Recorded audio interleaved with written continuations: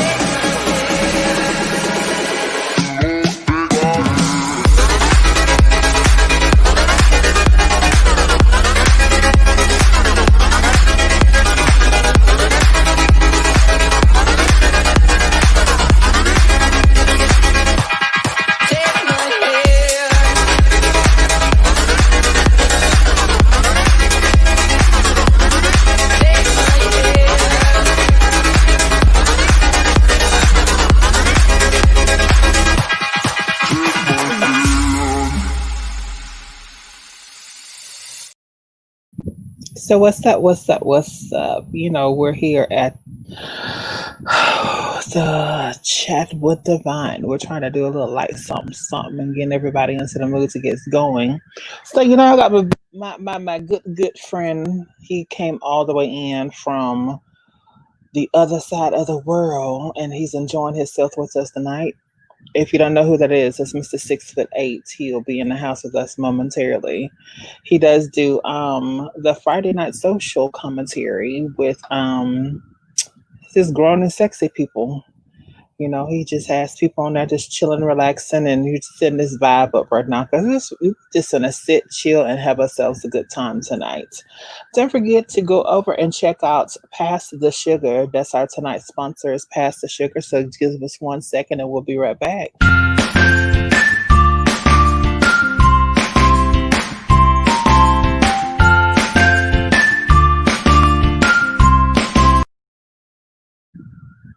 Then I do have the Divine Zone that's coming up this Saturday. Excuse me, this Thursday night. It's going to be a hot adult conversations. This week's topic is going to include. You just have to come in and see because it's going to be something serious and deep. Without further ado, y'all, let me welcome and bring into the studio Mr. 6'8". How you doing, babe? What's up? What's going on, peeps? How's Nothing. What's everyone? going on How, with you? how's everyone doing tonight? Good. Is the music too loud? You know what? Actually, I cannot hear it. I You heard can't. it. I heard it prior to. Hold on a second. Let me Let check me my see. iPad. Yeah, it's not playing. Oh, it's not playing. It's not playing externally either. It's not. Mm-mm. Okay, so let me do it this way then. Hold on. Because I thought you heard it earlier. Yeah, I But heard it. I heard it earlier, but child, when you live, child, all kind of stuff be going on. yes. But we finna get it. I'm finna get it together. I'm finna get it together. Give me 2 seconds and then we finna go ahead and get this started. You How's good? your day been so far, babe? It has been good. I actually been running errands and sleep and all that good stuff Can you and hear it now? everything. Mm-mm. Can y'all hear it outside? Like Oh I my thought I God, heard Miss something. Cassidy's in the house with me tonight. What's going on, baby? I thought I heard something. Can you hear it now? Let me see. Trying to do some new stuff and my new stuff is not acting right tonight. You think maybe when you Can was you hear it now? mm-mm. It's probably when you was switching out. You know how when you go in between your commercials and stuff and like intros. Maybe it could be something that got switched because I see T Bless put no music from the outside. Okay, let's see. Okay, so doggone it. You Looks good. like Look, take your time. You good. Look, I ain't nowhere to go. All my shows are being DVR recorded. So look, this is your stuff, This is my stuff. and we gonna follow. This You is in your my shit. house. You in my I'm house. in your house. It's for you in your house. It's Now for let's you see. in your Can house. you hear it now? Nope. I don't know What what. about now? There you go. You There. hear it? Yeah. All Now right. I hear it. See, look at God. Look at God. We good now. Let me turn it down just a little bit because I can Yeah, I barely was hear. about to say you might have to. Y'all know I'm trying to do something different over here on my channel. I'm trying to get that whoop whoop in. So Look, um, it's all about being innovative. trying to do a little light something, something, trying to get that groove together for us tonight. I let light. Trying to do a little light something, something, something. I do appreciate everybody for coming in and joining us tonight. Tonight, Mr. 6'8" has been all over the internet, so he really needs no introduction. Y'all already know who he is. Okay. But we doing a little light something, something over here on this side. So, for y'all that don't know, the purpose of Tuesday nights in my Tuesday night chats is to get to know who people are from a different perspective, because we all have different personas that we take and we engage people with. And Tuesday nights is really a night that allows people to see who you are in a different venue, a different way, in a different aspect of it. I do appreciate each and every one of y'all for coming in. Don't forget to like, share, and to subscribe. I just hit my 100 people mark. I'm so proud of that. I did that in 2.5 months, so I'm very proud of that. And YouTube officially sent me my email saying my Yeah. congratulations, and then they told me I got a damn copyright strike. Ain't that congratulations? But you got hit with something, something. So it is what it is. I'm not mad at them or whatever, but It's all it is good. what it is. So I really want to start with you, Marnie Cassadine. Jesus, I have not seen or talked to this chat in a I long time. I've I heard of love you, Armani. Marnie. I've heard of Huh? Armani. Is she some kin to Tanisha Castellan? Yes, she's the granddaughter of Tanisha. Okay. And Yeah. I know her from New Orleans. She used to I used to go to New Orleans all the time and be with her and chill and kiki ha ha and laugh with her. That's my girl. That's my girl. We fell out of communication with each other, but the true friendship is always there. Hold on, Um, Jazz. Let me go. I need to go check on something real quick. okay, not a copyright strike, but whenever I had did on Sunday, whenever I was talking about the whole protesting and everything. I'm sorry, Amani, not your grandmother, but that's your mother. I'm sorry, I apologize. Not a real copyright strike, but they were saying that me using the protester information was not allowed by board because I had got it off of Instagram, but whoever had used it from Instagram got it from Baller Alert. So I had said it and everything, but it is what it is. I ain't even tripping. I'm just gonna go back and I'm gonna cut that right on off of there so y'all get the video without that in there. Thank you, Diva. And I enjoy your stuff. I need to have you come on here when we on Thursday night because you be talking about something serious over there because you premiered. You was the very first YouTuber that I know that did Safari's adult toy, and you had me rolling on that baby. I said what? So yes, I was through the house with it. But y'all know I'm running off at the mouth giving Mr. 6'8" a minute to get set up because he a little scared of me tonight. I don't know why he's so scared of me, but I don't know why people get on Tuesday nights. They be talking all this cash money, but then they get on Tuesday nights and be scared of me. I don't know why. It's the same me. I'm just a little bit Well, more you, intimate. when it comes to, I've never ever had somebody to interview me, ever had somebody to interview me before. So normally, when I share stuff about myself, it's because I just do it off the top of my head, but actually know that, like, look, it's live, people are watching, and being that, also, which is so funny because I know a lot of people don't even know me as Tristan. They just know Mr. 6'8", and that's it. Like that when you say, like, when I came on as Tristan, like, people was like, who is Tristan? And that's because I never talk about as far as the person behind Mr. 6'8". So Yes, the person yeah, behind Mr. 6'8". So while we're yeah. sitting up here, we're running our mouth, we getting our getting everybody into it, y'all. Don't forget on Saturday nights. Let me do this right. On Thursday nights, we do have the Divine Zone, and that's a hot adult conversations, and it's everything from entrepreneurship to education on sex toys, different that and the third. So you have to come in and see exactly what it's all about. Then on Friday nights, we do have the Grown and Sexy After Dark Fridays featuring Woo, Mr. woo. 6'8". Because I used to call him 6'7", and he was like, "Oh, you got to give me my inch. You Give gonna me, give me give my." me my other inch. Run me that other inch. And then on Saturday nights, we do have the Save On Experience presents the Saturday Night Social Club. That's with Savon herself. And then right then and there, we go back into the cool down. That's on each and every Sunday night at 8 o'clock. And then we have, of course, tonight, the chat with Divine. You never know who's going to drop in. I do have an array of different people. I'm going to try to see if I can get Miss Amani to come on here and talk with us a little bit about the pageantry system. I think that would be something different. People don't really know about the I, pageantry I system. love I love pageants. Like I live for pageants. I'm just a pageant.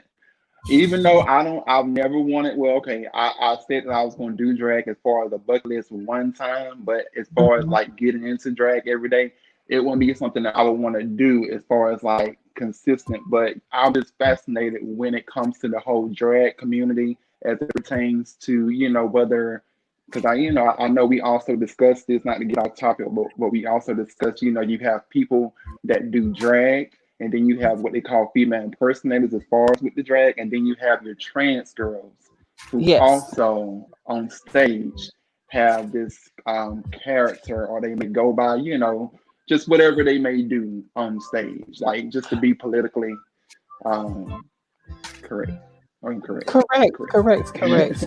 I'd like to thank all of my saints for being in the house with us tonight. Thank you, Bambi, for that. So on the Divine channel, we will have so my last name is Divine. So we're just gonna have the House of Saints over here. So I think that's very cute. Thank you, Bambi, for that. I would have never thought about that. And Amani, yes, I would be honored if you was to grace my stage. We'll do it virtually, get everything set up. So Can I make a stick around. request? Uh-huh. When you can you I don't know because if we won't let you do it, don't mess because I don't want us to sit here and tell no shit up. But can you like take the cause only because I got the Bluetooth in my ear, so when I talk, it's a lot of like don't talk because I like the music, but just like make it just like a tad inch, like Softer. yeah, like something. Oh, that's not a problem. That's not a Yeah, yeah, problem. yeah. Sorry. Is that better? That's much better. Cool, cool beans. Yeah, yeah. And this is not alcohol, y'all. Y'all know I'm on an alcohol straight. This is Sunny D. Oh, Jesus. So we're gonna go ahead and we're gonna get into this and get started because we're 17 minutes in, and I don't want to hold everybody too late because this is really the truly the beginning of everybody's week to most people. But hey, stick around. You never know. You may learn something new about your favorite Mr. 6'8", aka Mr. Six Kit foot Kat, eight. aka Come on, Kit Kat. All these look, they done gave me all these damn names. Like I done adopted the name Kit Kat. I'm like, oh hell. So here we go with all the names. So we're gonna get right on into it. I would like to know, can you tell us where you were born and raised? All right. So I was actually born in a small town called Americus, Georgia. So people would ask me for the longest, are you saying, because when I get to talking fast, sometimes the country accent comes out in me. So it's actually spelled Americus is what it's spelled, Yes, and when you it's said aura, you yeah, showed gave right. me See, you aura. hear the country accent, but yeah, it was it's a small college town called Americus, Georgia. It's like maybe like 2.5 hours south of Atlanta, and basically it's a college town. Either if you're not already from old money, or if you're not already established, it's one of those towns that you can easily retire in. if you don't already have a good job, or either you can like, you just want to like, like I said, if you already established, you can, take your family and raise them out there, because it's a very close knit community. So it's just, coming from, we call the Walmart, that's our mall back in Americas. That's the mall to us. So if you ever want to go to the mall, we're like, bitch, I'm going to the mall. It's called, that's Walmart. Walmart. Like that's what it is. I mean, Jesus. That yeah, sounds like Bruton, Alabama. For people that know about Alabama, that's like Bruton, Alabama. It's got one caution light through the whole thing. They had a Kmart, and I think they still got the Kmart, and they have a Cato's, and they hmm just got a Walmart like maybe 10 years ago, and they just think that's the best thing since sliced bread. right. Is it Super Center? No, they just got the regular, not the super Regular. center. They got the regular, Gotcha. because I guess. But they didn't. They don't have the super center. They have just the regular Walmart. I said, what? They got two high schools and two middle schools and one two. No, they have three elementary schools, two middle schools, and two high schools. So you either on one side of the town or the other side of the town. So Other I'm side, like, right. craziness.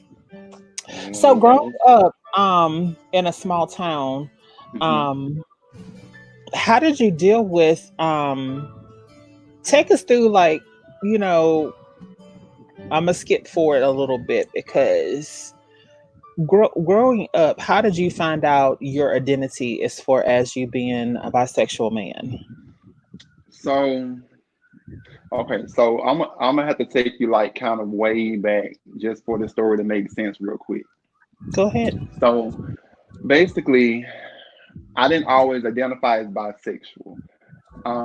I actually, believe it or not, and I know this is something that I've also had to deal with as far as like present day now, because a lot of people only see the feminine energy side of me, and they were like, they're like, there's no way this person can be bisexual, and then I have some people who know me from back home. They're like, they never would have believed that I would have, as far as turned out gay. So you have, people from different sides of the track that believe as far as different things about me. But basically, I was, before I came to Americas, I actually, my father's side of the family came from a really one red light town called, I call it Bella Vista, but some people pronounce it Buena Vista, Georgia. So Bella Vista, Georgia is Valdosta? basically, hmm, it's no, Valdosta? it's actually, I would say it's probably like 3 hours from Valdosta, but it's spelled Buena, and then space Vista. So Buena Okay, Vista, then. yeah, Buena Vista, Georgia. So it's like a one red light town. And it's like, real kind of country. A lot of black people live in this town. You have also a lot of, what we would call rednecks. They also live in this town. So, just growing up, I was raised in a very southern traditional environment. And so because of that, there wasn't, really, as far as a lot of gay, I guess if you want to call it gay influence or things of that nature, that, Hmm. as far as that was around me. So the It only wasn't first more gay, prevalent. It wasn't prevalent. It right, was something that was right, more hush hush. hmm right, exactly. Gotcha. Like basically trade, like trade DL. That's basically Country what it trade. was. Country trade, pretty much. Gotcha. So, so basically, I started out there, and my mom and dad got divorced at an early age. My dad, he was I guess you would say, a man's man, like as far as very rugged, likes to work on cars, stuff like that. So, like I said, all of this stuff had an influence. On top of, you got Pete, my dad, he also, struggles with an addiction to alcoholism. So, he might be drunk right now for all we know. But I say all of that to say that, starting out, being raised in this environment, I didn't really have, as far as like any experiences. Like, you hear a lot of people say they had this and that experience. So with that Mhm. being said, my only first experience with a male was when I was molested. And the reason why I contrast, the whole situation to that is because of the fact that it wasn't up until that I hit like 20 that I actually, as far as started to really identify with the whole term of being gay. because prior to that, it was just that, oh, here it is. I'm a country boy who I actually was dating females, like I said, just growing up. But, it became a thing of I dealt with a lot of molestation. A lot of family members on my dad's side molested me growing up. So my attraction towards men was a little blurred lines. And so, in contrast to that, back in kindergarten, there was this guy named Dominique, and I'll never forget. He was like a bully, basically. He used to always be like pushing me and shit and throwing me, like just doing what bullies do. And basically, he pushed me up against the wall one day, and I just remember having this kind of like, ooh, like just feeling some kind of way inside because I'm just like, wait a minute now, what's going on? Like it was I would say that would be my first natural, as far as like if you want to call like an organic experience, like something that happened outside of the molestation, that would be what the experience was, in contrast to what was going on at the same time. Was that here it is in the midst of me being molested, because at this particular time my parents, they was about to be divorced, and there was a lot of physical abuse that happened in my home. So a lot of times I would not be around home. I would always be over my cousin's house or somebody else's house, because I didn't want to be at home, because I didn't want to be amongst the violence. So because of that, it's just like dealing with all of that.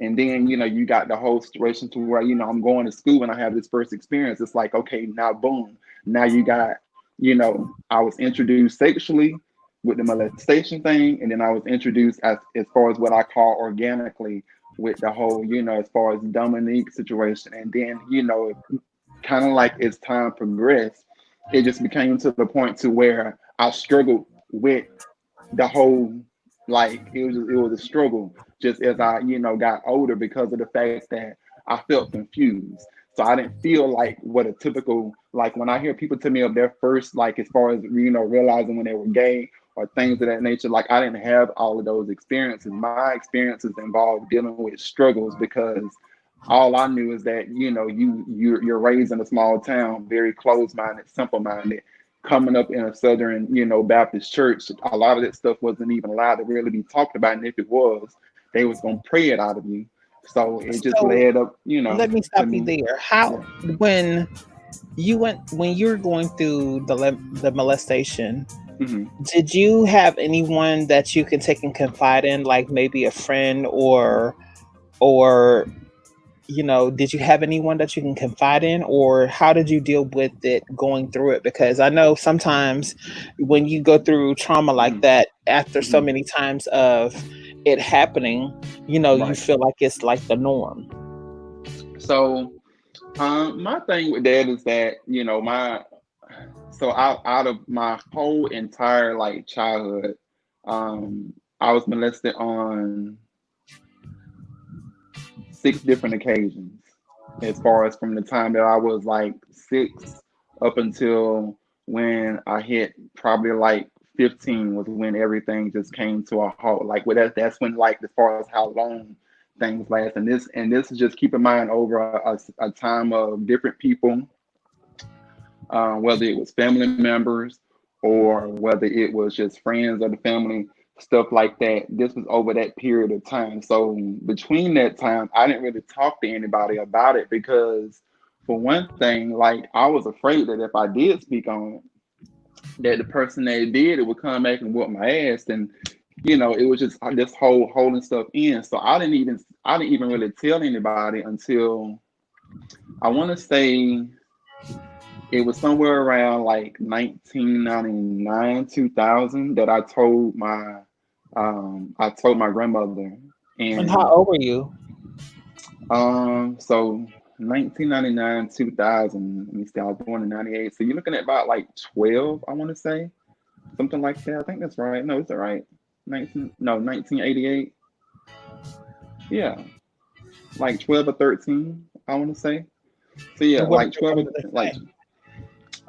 so she was just a little shocked and caught off guard, and just like really taken aback, because it was like she didn't know why I held it in for so long.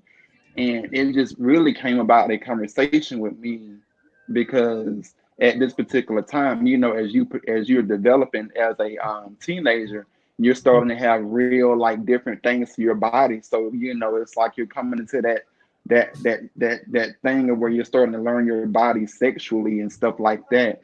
And I think it just was a thing of just dealing with a lot of pressure with trying to sort out my feelings, and probably just needing someone to just really like open up and talk to about it, you know, as far as with it. So she was the first person that I told, and then I told my mom after that. And I don't think my mom really took it too well. I think my mom was really in denial about it, and it's probably because of the fact that, you know, my mom spent 13 years in a physical abusive relationship with my dad. So nobody knew as far as, you know, what was going on, you know, within the family of all of this. And when it came to the light, by the time it came to the light, like even as of today, like I have some family members who are just, they don't even talk to me anymore because they felt like that I just made it up because I waited so long to even say anything about it.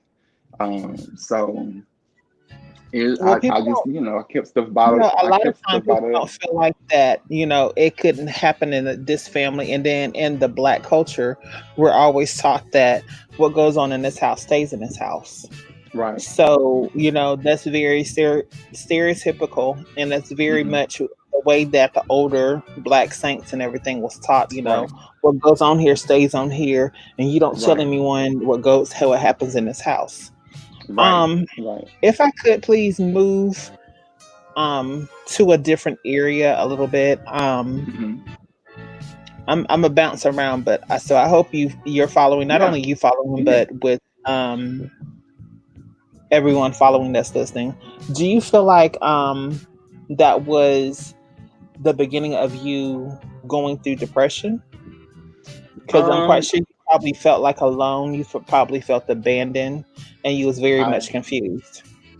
I do. And, you know, to be honest, like that's one of the reasons why, you know, a lot of times I may not sleep at night, or I may have issues just with just all kind of like highs and lows. Like people that know me off the Mr. 6'8" platform knows that, you know, and I've always been transparent about it. Like, you know, with other people in the social media world before I created Mr. 68, that I do have a tendency to check in and check out. And the reason for that is because sometimes from all of the trauma and stuff that I've experienced, it just sometimes I have to check out in order to avoid from like going off the deep end, because sometimes a lot of emotions tend to overwhelm me and overwhelm my system. And I think about a lot of stuff because it sticks with me, because I feel like that my definition of love was so jacked up and so, you know, as far as like it was it was so jacked up and messed up, because here it is, whereas you have people who may have experienced natural experiences with a man. I felt like that I got all of this stuff running together, and it's like I'm trying to sort it out on top of dealing with the whole divorce of my parents and the rejection of my father. Because as time progressed, me and my dad, even as of now, do not talk. And his reason for, as he told his family, was because of the fact that I am gay. But I do feel like that it goes deeper than that, because me and my dad have never seen eye to eye. And, you know, there's a lot of depression that comes from, you know, him, as far as when I was young, because I really wanted him in my life even after everything took place, you know, with my parents' divorce. I wanted him so bad. And so what happened is that, you know, when I was mentioning to you that at a certain point, you know, when it came to be to where, you know, I hit the age of maybe like 15, I was still caught up in this mind being of, you know, being falling into the wrong hands of people who I put my trust in, because I was an easy target and easy to prey on, because I just wanted someone to actually love me. So if you were showing me love and attention and affection like that, I took it, Hmm. and you know, I ran with it. And you know, unfortunately, you know, that resulted in me, you know, becoming involved. You know, it was one of the last experiences that I experienced, as far as being, you know, as far as a victim of sexual abuse and molestation, to where I was involved with a 40-year-old guy. who promised me the world, and only to find out that he was molesting kids at the school that I went to, and he killed himself. So Oh my um, goodness. yeah, and it's something that bothers me a lot because um, I don't think that I've really ever healed from it. It's just something that I've learned how to cope with as time has progressed, because it's like there's a part of me that questions, did this man really love me? Was I wrong for saying anything about it as far as what he did to me, to my family or to the authorities? Like, just a lot of questions in my head back and forth that I think about a lot. And so there's just like, I don't know, I sometimes feel torn because it's like you're caught up in that mind grasp to where you're in that stronghold. Because like I said, when your mind is under attack, sometimes you tend to um you tend to be vulnerable, and you tend to, I guess you would say, just fall into things that you probably should not be caught up in. And like I said, when your perception of love is messed up, you sometimes cannot see straight. So it took me going to counseling, and dealing with all of this. And this is why, when you mentioned about the bisexual part, I said that, it wasn't even until I got older to where I started, becoming comfortable with who I was as a person, because I had to go to counseling. I had to like deal with a lot of real issues and get a lot of stuff out and figure out who I was as a person, because at this particular time, I felt like I was stripped of everything. I felt like that I didn't belong here, I didn't belong there. I had, a girl that I was dating back in high school, had feelings for, but then I had, this whole thing with, I had feelings for, this, like, it just was a lot. It was a whole lot. So, Okay, it just, yeah. so what I want to do is I want to give you a Mm. chance to catch your breath, and we're gonna laugh for a second, and then we're gonna take us a little commercial break, and we'll be right back after this. Okay. But hold your pen and your thought where you're at, because we're All gonna right. do two things. So we can take in. We need to laugh a little bit because it's getting deep up in here. I know. So breathe for a second, baby. Here you go. Welcome to Hood Burger. What do you want? Welcome to Hood Burger. What do you want? See, that's why I fucks with y'all. Y'all don't be all up in the bitch business, asking me how I'm doing, or none of that. It's just straight to business. Just straight Ma'am, I'm just here to do my job and go home. Now, what do you want? Now, what do you want? Okay, well, let me get a double cheeseburger, but I don't want the cheese. I only want Ma'am, how you want a double cheeseburger without the cheese? That means you just want a hamburger. Do you want it all the way, or how you want it? I didn't ask for a hamburger. I asked for a double cheeseburger. Okay, well, ma'am, a double cheeseburger without the cheese is a hamburger. Okay, I don't want ham on the burger. I want the ground beef, ma'am. That's what I want. The burger with ground beef. So I just don't want the cheese. What are you talking about ham? Babe. Nah, hold on, because I don't think you listen. A hamburger made with hamburger meat, not with ham. A hamburger made with ground beef, aka hamburger meat. What is it? Exactly. So you laughing with this hoe? I done heard it all today. Now, ma'am, since you don't want the cheese on it, that makes it a double hamburger. Do you want it all the way? Okay. Well, give me a double hamburger without cheese. Ma'am, just pull up. Just pull up, please. You sure? I am about to pull up. I am gonna pull up.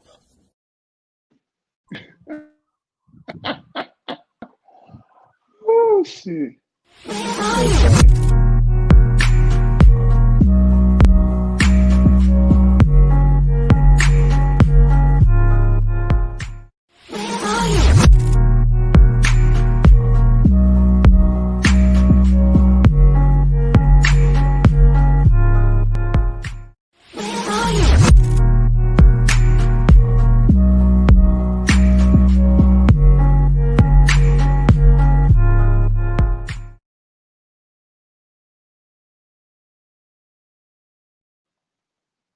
Can you hear me?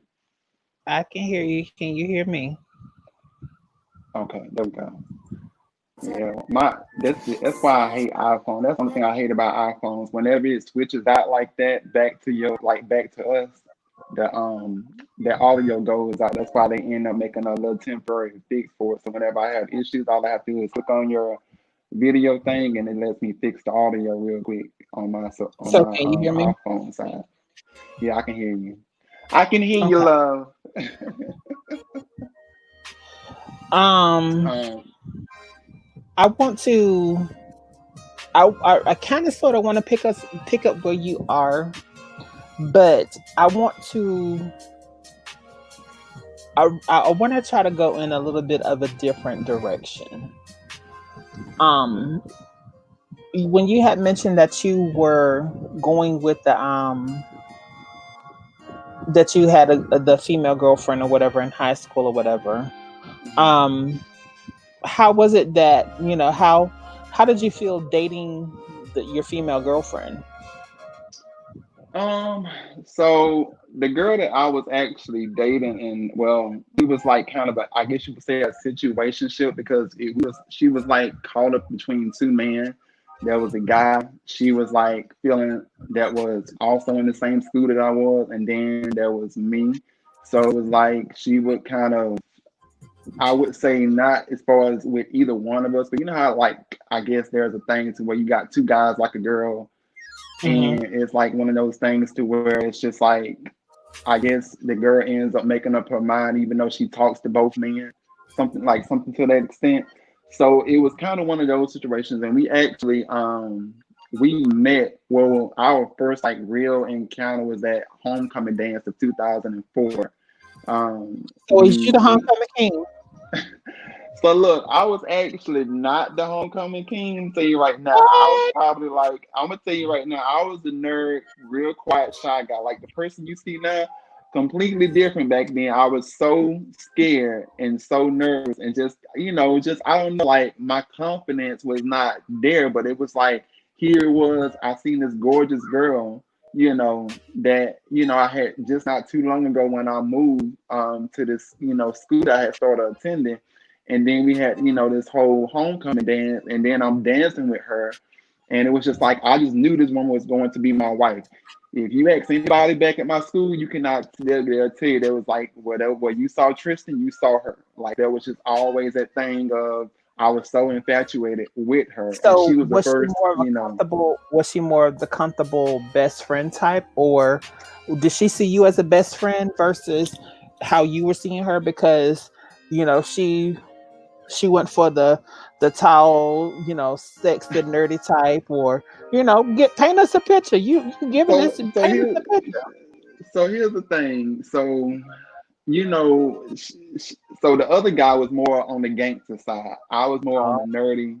It was that kind of bad vibration boy when it for comes life. to, right, exactly. So she liked me because of the fact that I was more of the gentleman. However, with the other guy who is now her baby's father of both kids, they're not together, but yeah, that she fast forward, then they got kids together and stuff. But I was just a nerdy type, but I always treated her with respect, and I was always respectful, with her parents, because you got to keep in mind, like, I was raised by my grandmother and my great grandmother. So, it was always instilled in me on how to treat a woman. Like, I never had an issue when it comes to how to treat a woman because of the fact that I was raised around a house full of women, and that's all I knew. So it was just that whole time to where everything just felt, how when you meet somebody it feels right. It felt right, but unfortunately, because of the fact that we both were young, and this, she was a little bit, even though she's calmed down now, but back then, like she used to do a lot of what we would call now petty stuff.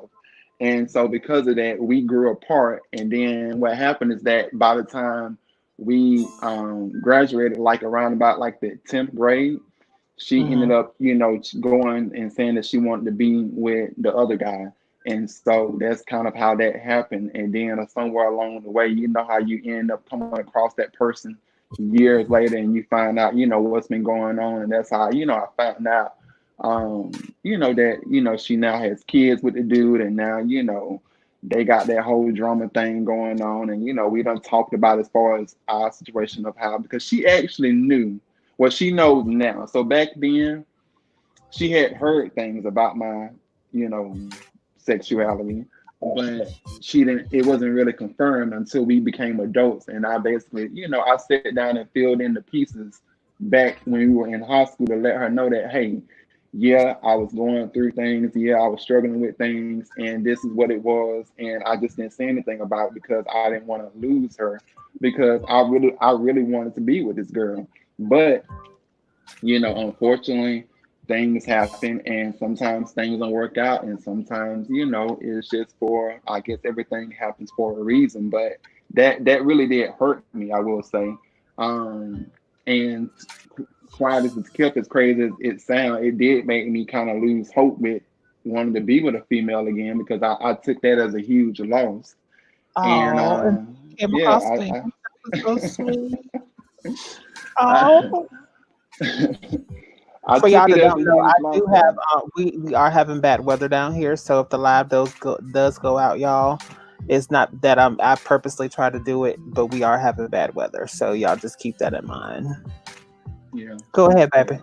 But yeah, I took it as a loss though, and I mean, I still have feelings for her, but it is what it is. And now, fast forward, it's just like after all of that happened, that's when things happen as to I made a decision on some things, and one of the things that I made a decision on, because by this time I had done left the school I was with, which is where she was at, and me and my family, moved back to Americas. And so then in Americas, because of the fact that I was dealing with being bullied a lot, it was something that I would go on the bus, kids would spit on me, throw trash at me, call me all kind of faggots, stuff like that. Um, I just couldn't deal with it because at this particular time I hadn't really healed from a lot of other stuff. So at this particular time, I was up here overdosing on pills, trying to commit suicide every time you turn around. And I just made a conscious decision to drop out. So I actually dropped out of high school in my 11th grade year, I want to say it was. And, it was a decision on, I could not deal with just all of the stuff that I was dealing with. So when I dropped out, I went and got my GED right after, and I went straight into college. And as far as with that whole part, of my life, the rest became history because I ended up getting a good job, but then the whole sickle cell thing, played a role, and then I went on hiatus with that for a couple of years.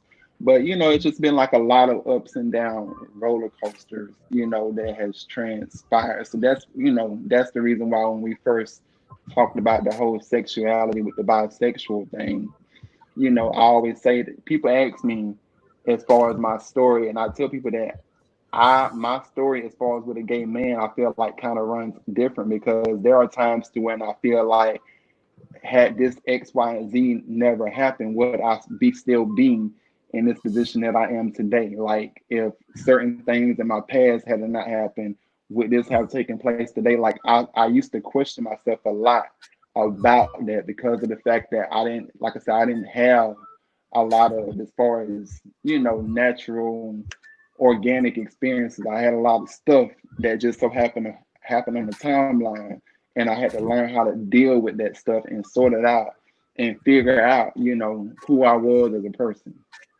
So I want to take and go back for just a second, if you don't mind. When Mhm. you were discussing, you was talking about going through and trying to commit suicide and stuff, because I have a similar story to that.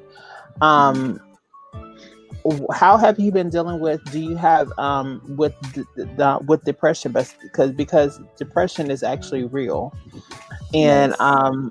I want you to touch on that. We don't have to really go deep in detail with it, but I want you to. I would like for you to touch on that, elaborate a little bit more on that, and then Mhm. from there, I want to. We're going to take a break after that, and then after that, we're going to get into the YouTube side of you. Like what? Let's deal one thing at a time. Let's go. Let's talk about the depression. So, with the depression thing, depression has been something that I've always dealt with on and off for a while.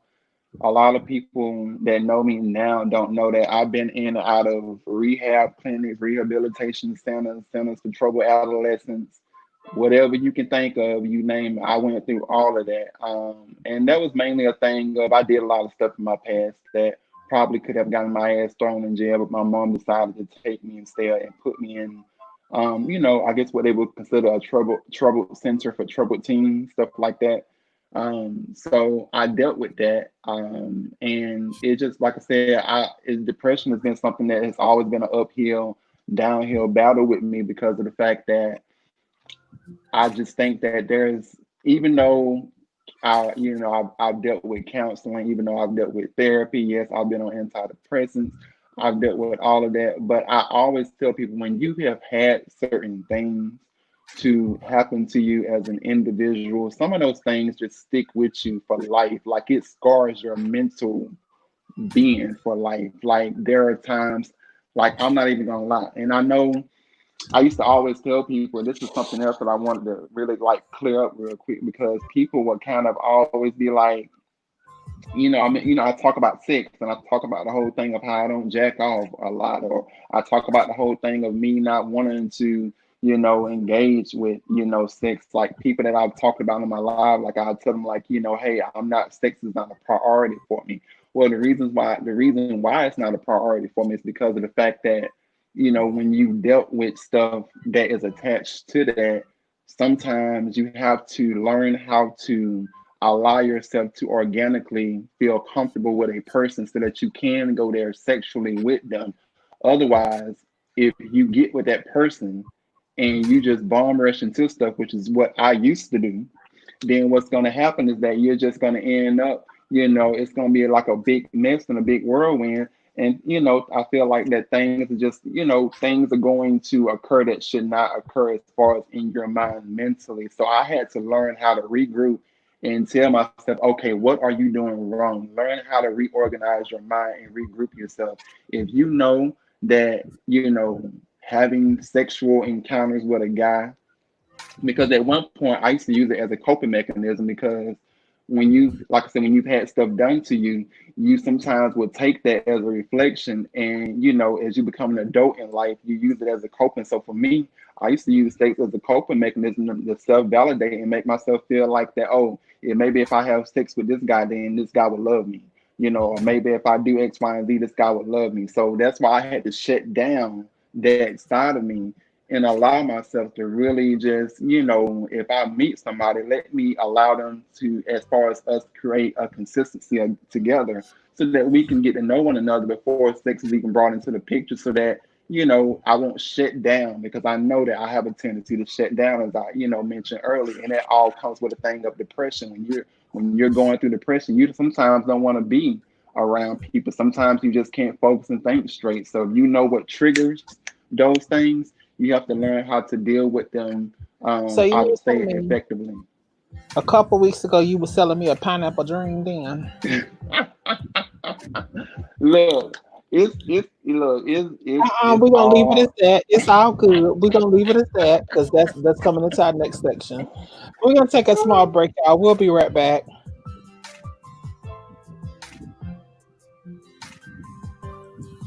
If I can find the darn blasted thing that I want, hold on. Y'all know how it is, child.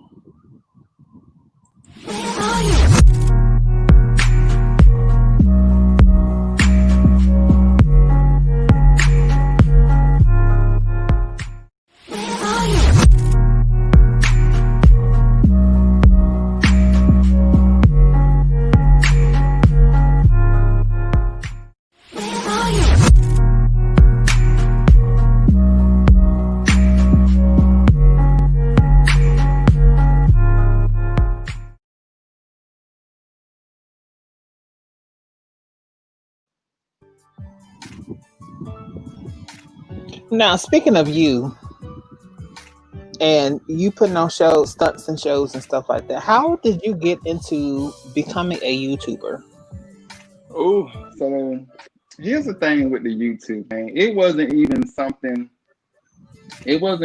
that I initially was going to get into. My aunt and my mom used to tell me that, hey, you need to do YouTube because I always acting a fool around the house, and I would just have, whether it was just doing stuff, being silly, or just doing a lot of writing and poems and stuff, or just just with words and stuff like that.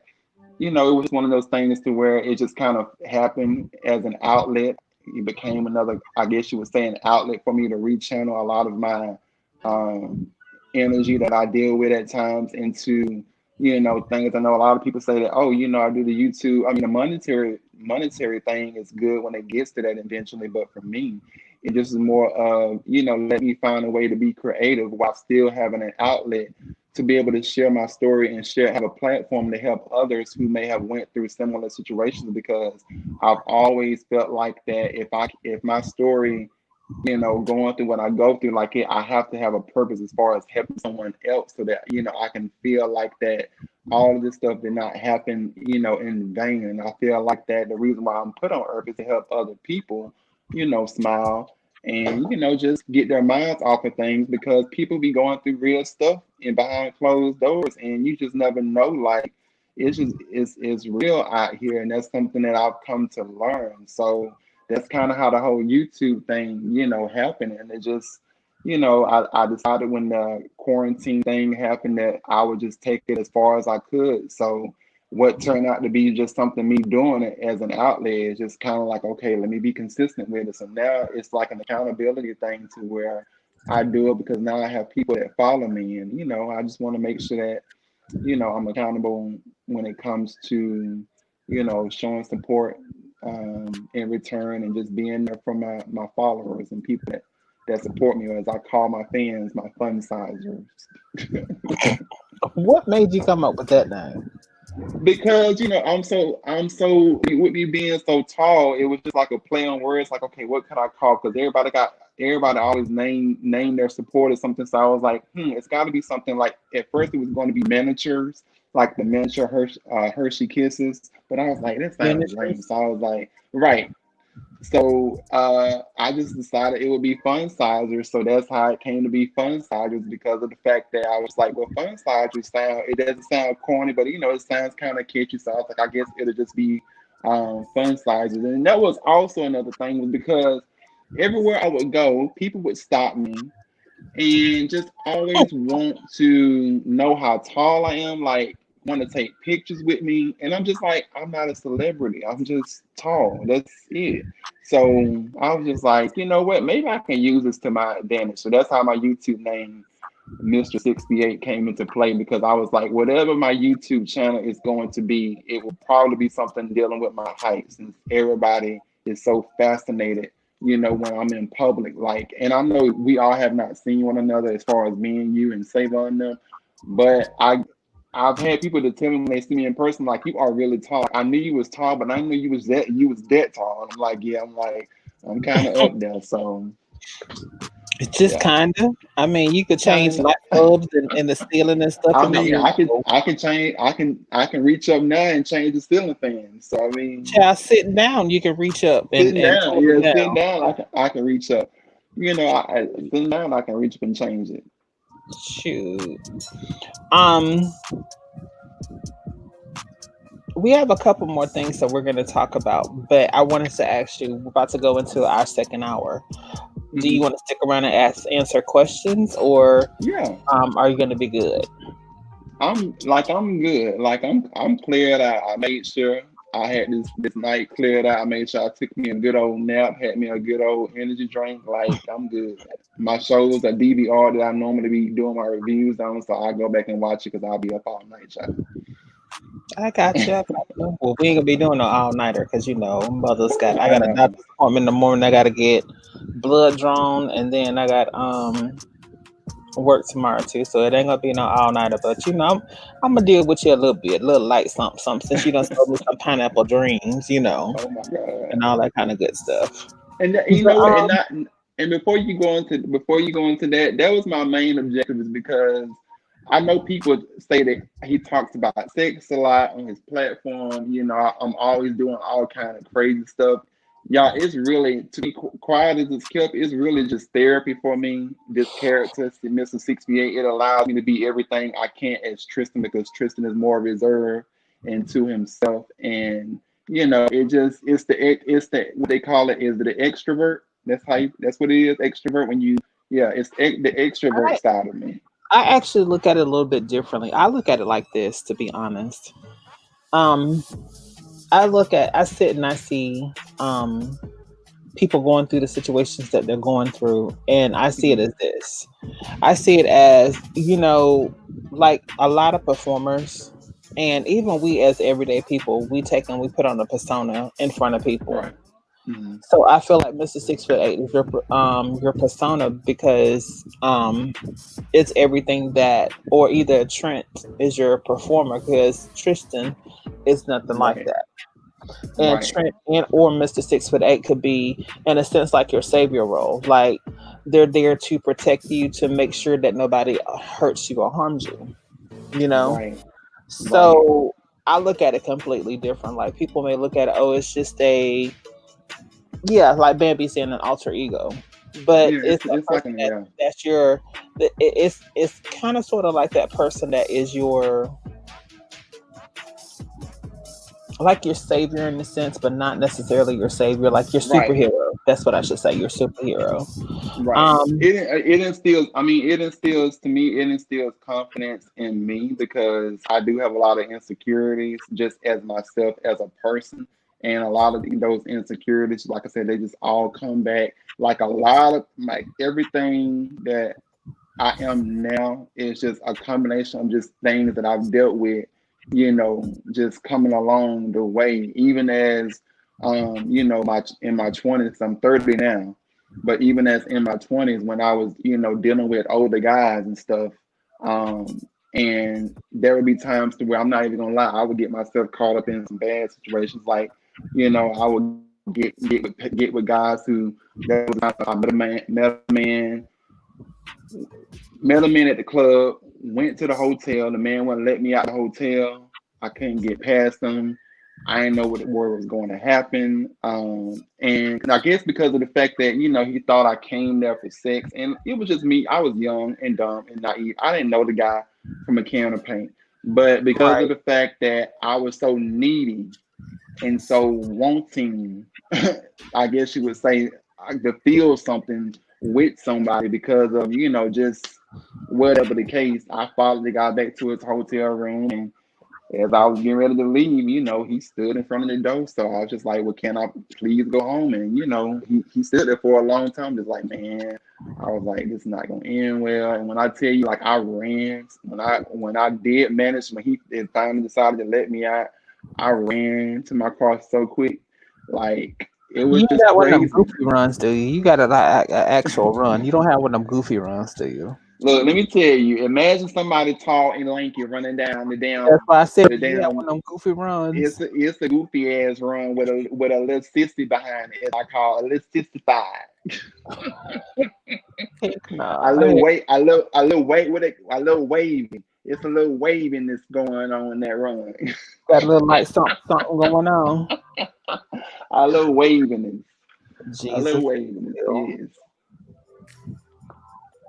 But yes, that was the main thing that I want to say on that part before you went into the second part. It's just so that people, will understand as far as with certain things with and for those of you that may not know who Trent is was basically at first the sexual side of me, when really Trent is just kind of like a branch off from Mr.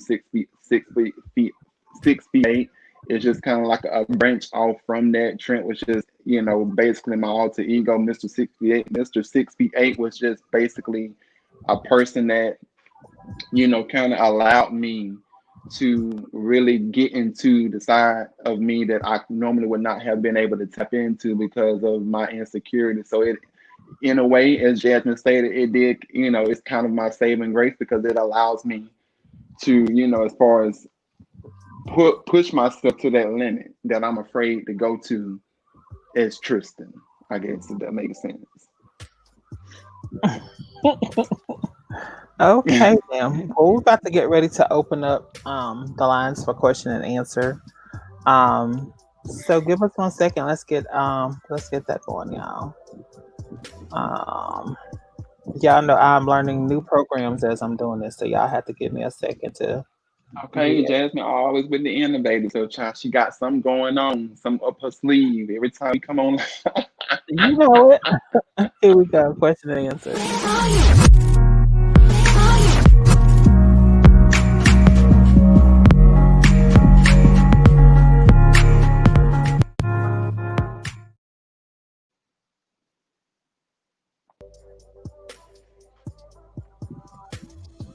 Alrighty then. Um. So Bambi said trade. Trent is the trade piece. competing with these stars, I cannot. um. Yeah, I'm gonna get ready to open it up. And I like what Charlotte Means said. Charlotte Means said most of his past sexual experiences have been negative, so that's why he feels the way about sex. I mean, basically, in so many words, yeah. It's it's and people don't believe me until they actually come cross paths and something happens, and then when shit go wrong, then they be like, "Oh, he crazy." Well, I tried to warn you. I was like, "Look, we can't be doing X, Y, and Z. We have to take our time because I don't want to, I just don't want to mess up what could potentially be a good thing all for a quick one night. So One night only. One night only. Come on, big baby, come on. Spilly boy. Spilly boy's Philip in the boy, um. I was about to say, hold on, you post a link in the YouTube thing? I'm about to get ready to. Okay, I just want to make sure I wasn't going. I was like, wait a minute, I don't see it. Were you adult when you were diagnosed with sickle cell? Were you an adult when you were diagnosed with sickle cell? So, actually, sickle cell is something that there's no 9 times out of 10. You're actually born with it.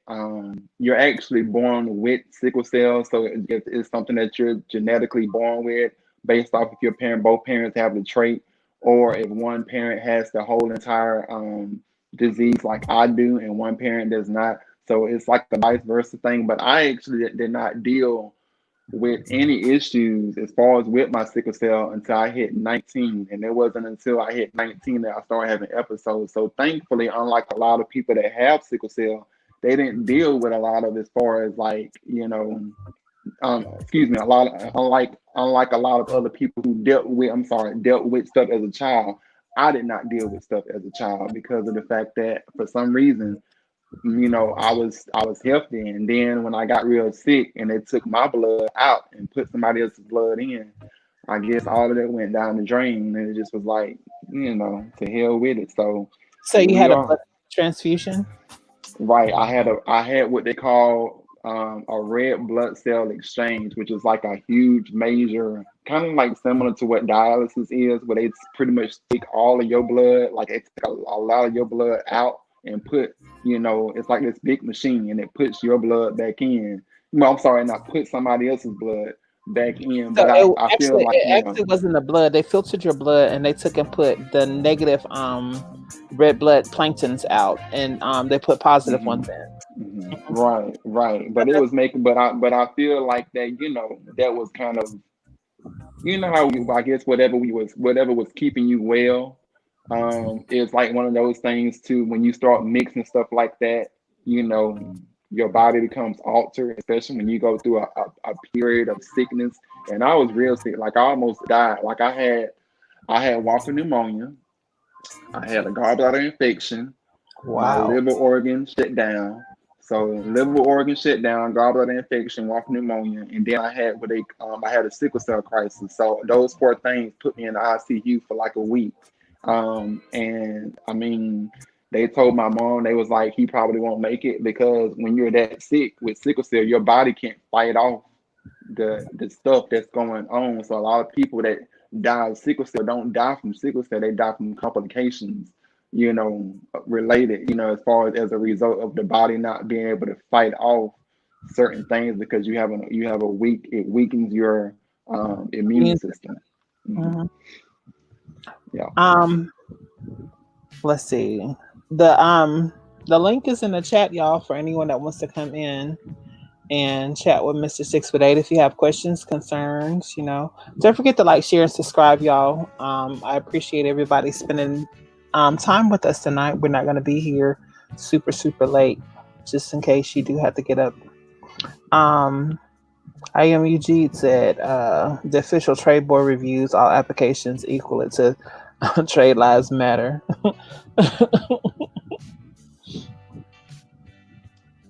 I was reading the last thing that I was reading what Bambi wrote right there. Tristan, you must have an alter ego, but you actually let us in to see the real you. The people in this chat are here for you, for each other, uplifting and supporting. We need to communicate to pick each other up. I like that, Bambi.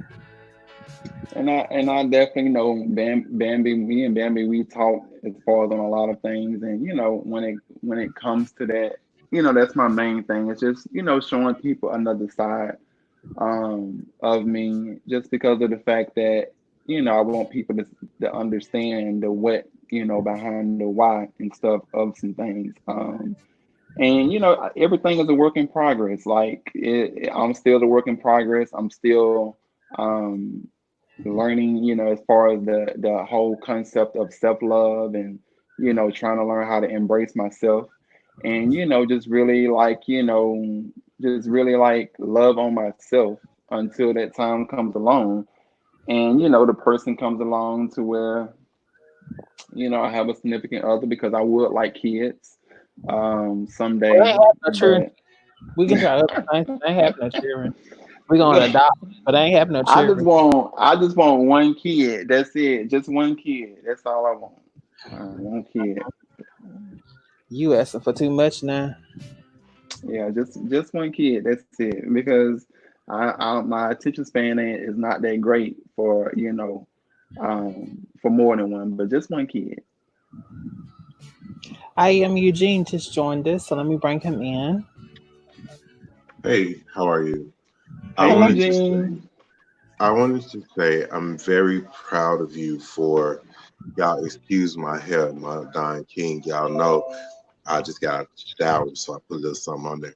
I'm very proud of you for being able to stand in your truth and tell your story. It gave me, and I'm pretty sure everyone else, a different outlook and an aspect as to who you are, and that's really what I was looking for. So I appreciate that. I'm very proud of you, and I look forward to great things from you.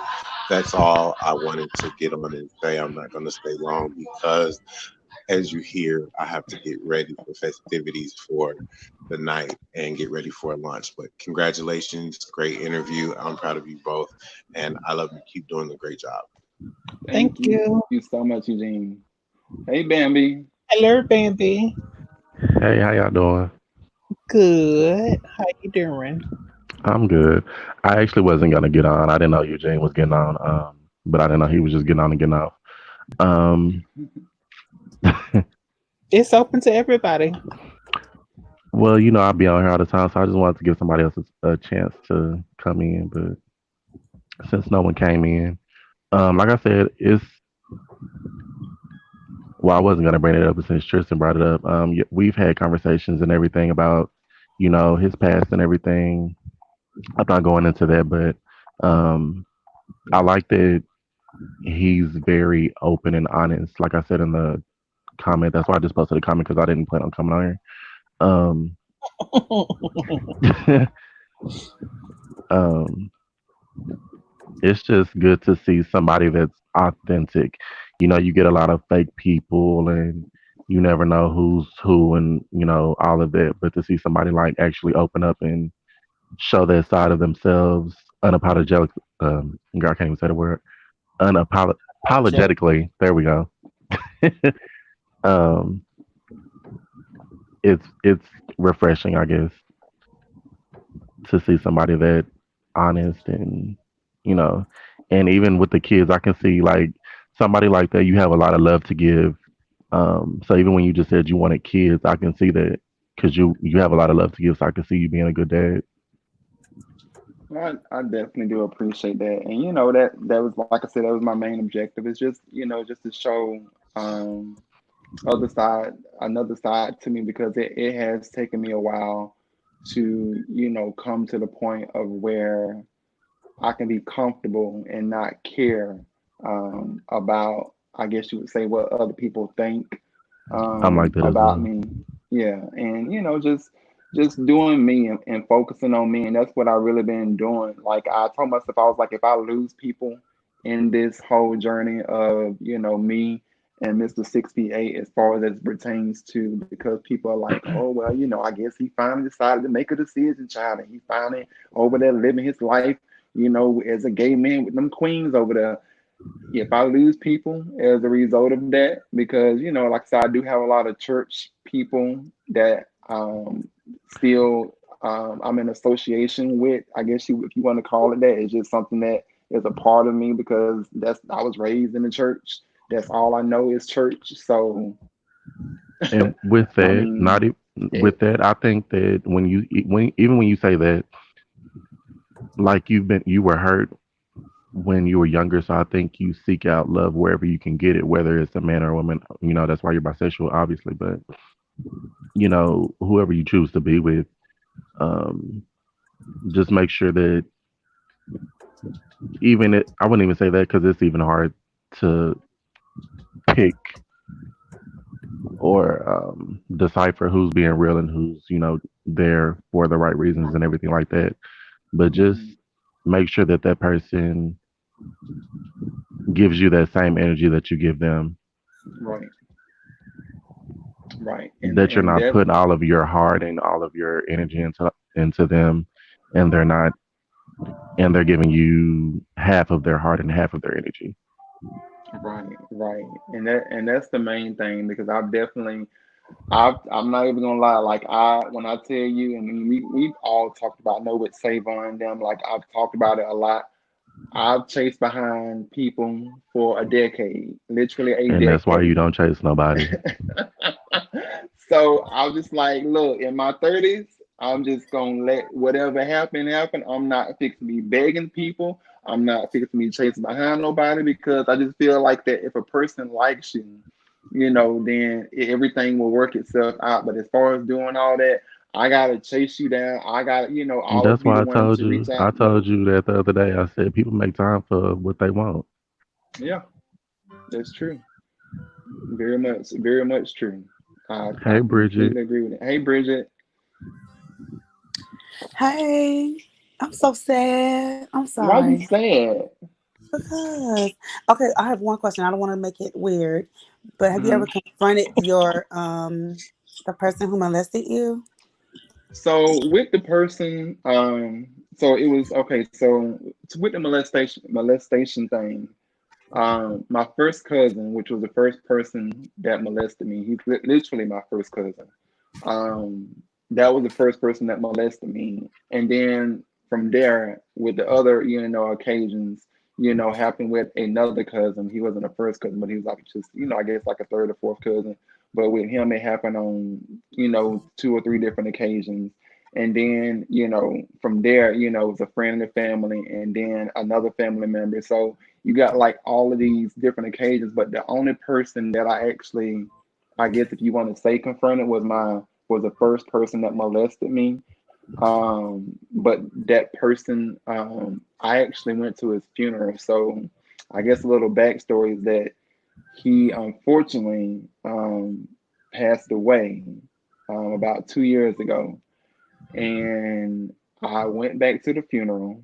I wasn't going to go to the funeral. The only reason why I went to the funeral was because I felt like I needed closure for just, I don't know, I needed to be at peace because there was a part of me that did not have hate for him, and there was the other part that did have hate, I guess you could say, in my heart. So because of the fact that when I did confront him, he denied it, of course. And his mom, who also is gone, she's no longer here on earth, was like my godmom.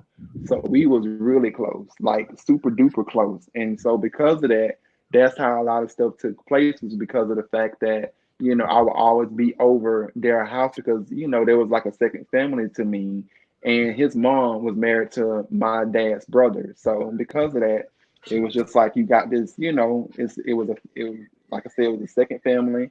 I was always over there. It was a distraction from me, from my own stuff that was going on in my own household with my own family. And I just felt like that when the time was right, it would happen. So when it did come around, and I basically, as far as confronting him, he denied it. And I knew he would. And then fast forward to a couple of years later, I found out that, he's no longer here. And that was a whole big ordeal because going back home, I was scared because a lot of family members, like it was a whole big thing to where a lot of family members they did not want me there at the funeral. They felt like that I was making it up, like I don't want him here. He's just trying to get attention. Like it just was a whole lot of stuff, and it just caused so much friction with all of that. And so yeah, it was bad, I guess you could say in some ways. But like I said, I wasn't concerned with anybody as far as when it came to that. I just knew that I needed to have some kind of peace in my heart, and I felt like that as a first cousin, I still wanted to pay my respects. So it was a double-sided thing for me. I At the understand. funeral, were you just trying to get closure? Is that what it was? Yeah, I was trying to get closure. Like I don't know, it was just like it was weird. Like so, basically, like all the other first cousins were there, right? And so because of the fact that me not showing up, I know would have looked funny as well. So it was like all these things in the back of my head. But initially, I didn't even want to go to the funeral because of the fact that I didn't want no drama or anything like that to occur because I didn't really want to make it about that. I just wanted everything because the way he passed away was really like bad and tragic, and so it was just one of those things to where I didn't want to do it, but then I talked myself into doing it. And when I finally came back home to the funeral, you know, I I don't know, like something I found out so much stuff that came as a revelation, and it kind of brought me into, I guess you would say, as far as its peace within myself, into realizing that, okay, I've came back, I've, been able to see him, even though it was not alive, even though he never did admit it when he was alive. And it was just mainly a way of me Oh, just so kind he of never putting the he never past. admitted to it. Yeah, he never admitted to it. He never admitted to it, and it just Can was a I way of ask, me actually putting the past behind. when you who did you tell? Like you told your mother, or As far as who molested me, like who did I tell with it? like how did it all come out? Did you confront him, or Um, did you just tell your mom, or so honestly, what it was is that I had told my back early when we was doing the interview, I told my grandmother initially, but okay, okay. eventually, I did go on and tell my mom, and then from there, Yeah, you it's said she like didn't really. once she yeah, she was, kind of, I guess you would say, like a little Bless shocked. you. That's okay. A little shocked about it, or whatnot. But then from there, because of the fact that, as time went on, I did eventually, as far as tell other people in the family.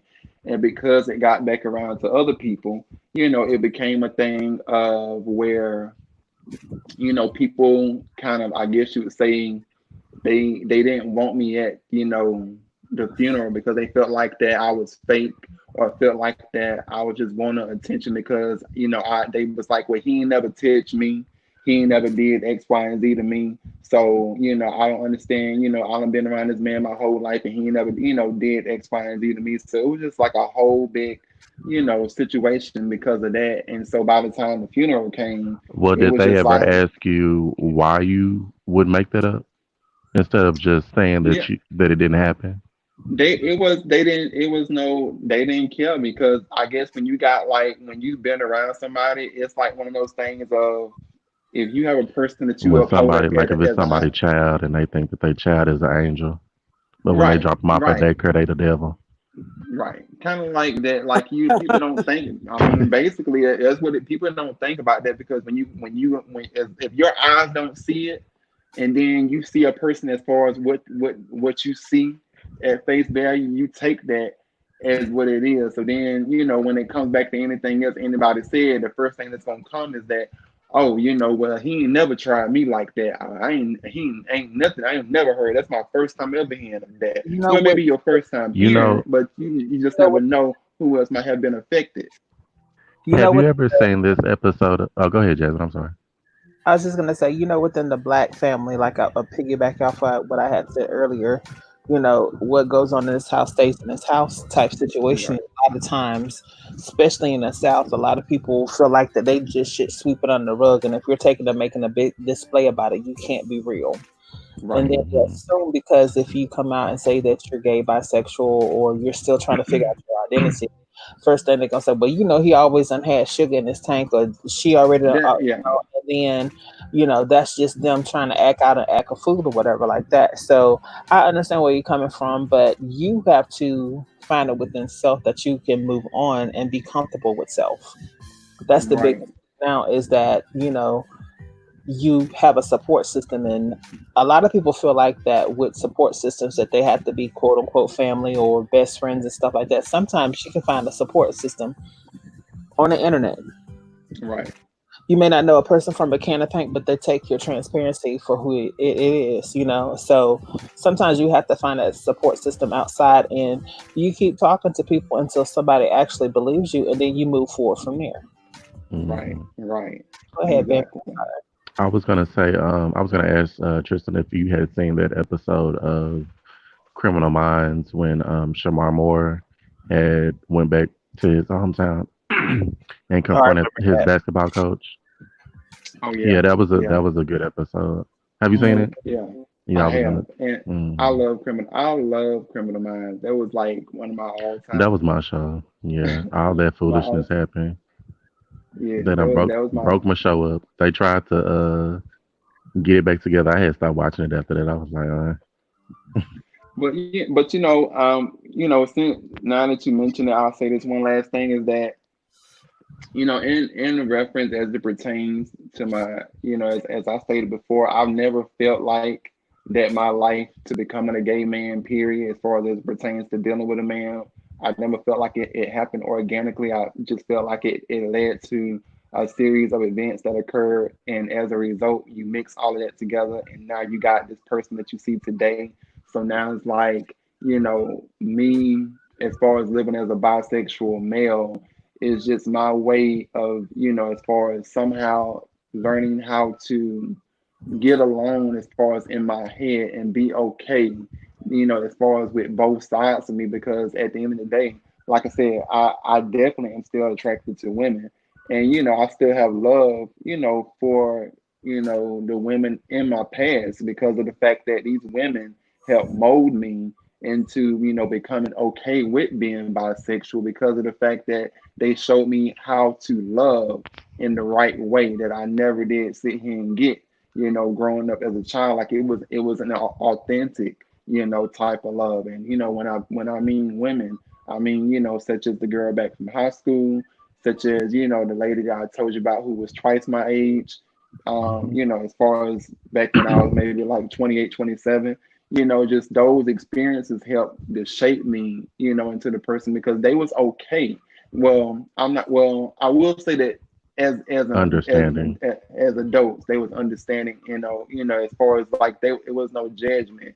Like both, women in my life, they understood the why behind who I was. So there was no, as far as shaming me, for whatever I decided or wanted to be, and they, showed me as far as what unconditional love looks like. So because of that, it helped me to be okay with a lot of parts of myself that I didn't think, was good enough for somebody, whether it be a man or a woman. So, it's all about, as far as going through those experiences and just really learning how to, take experiences and like really just, using them as steps to, defining who you are as a person. And so now that's why at this point, if people want to question my past, if people want to question my sexuality, it is what it is because I feel like that. Hey, it's taken me to this. I'm 30 now, so it's taking me this long to become comfortable. So if anybody got any,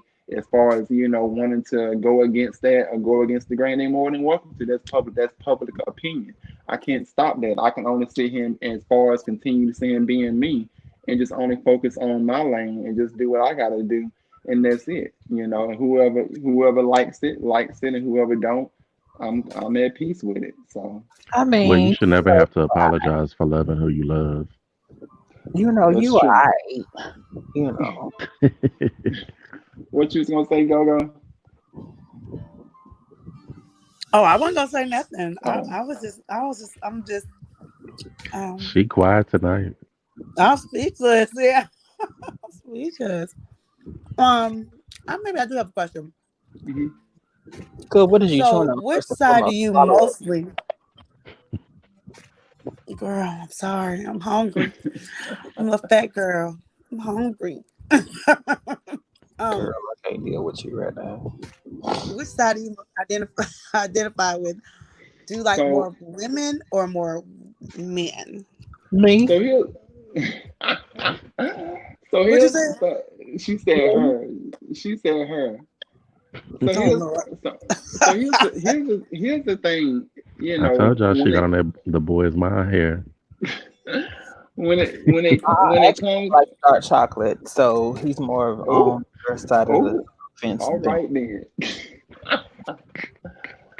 So when it comes to, I'm gonna be very very very honest. When Mhm. it co- I already know when the it answer. comes when it comes to certain things, I will say this: as far as from a standpoint of based off my experiences and what I have experienced thus far, with an actual female emotionally and mentally, I will say, and I can only speak off of it because I have not found that level of stability with a man yet to where I don't, Tristan.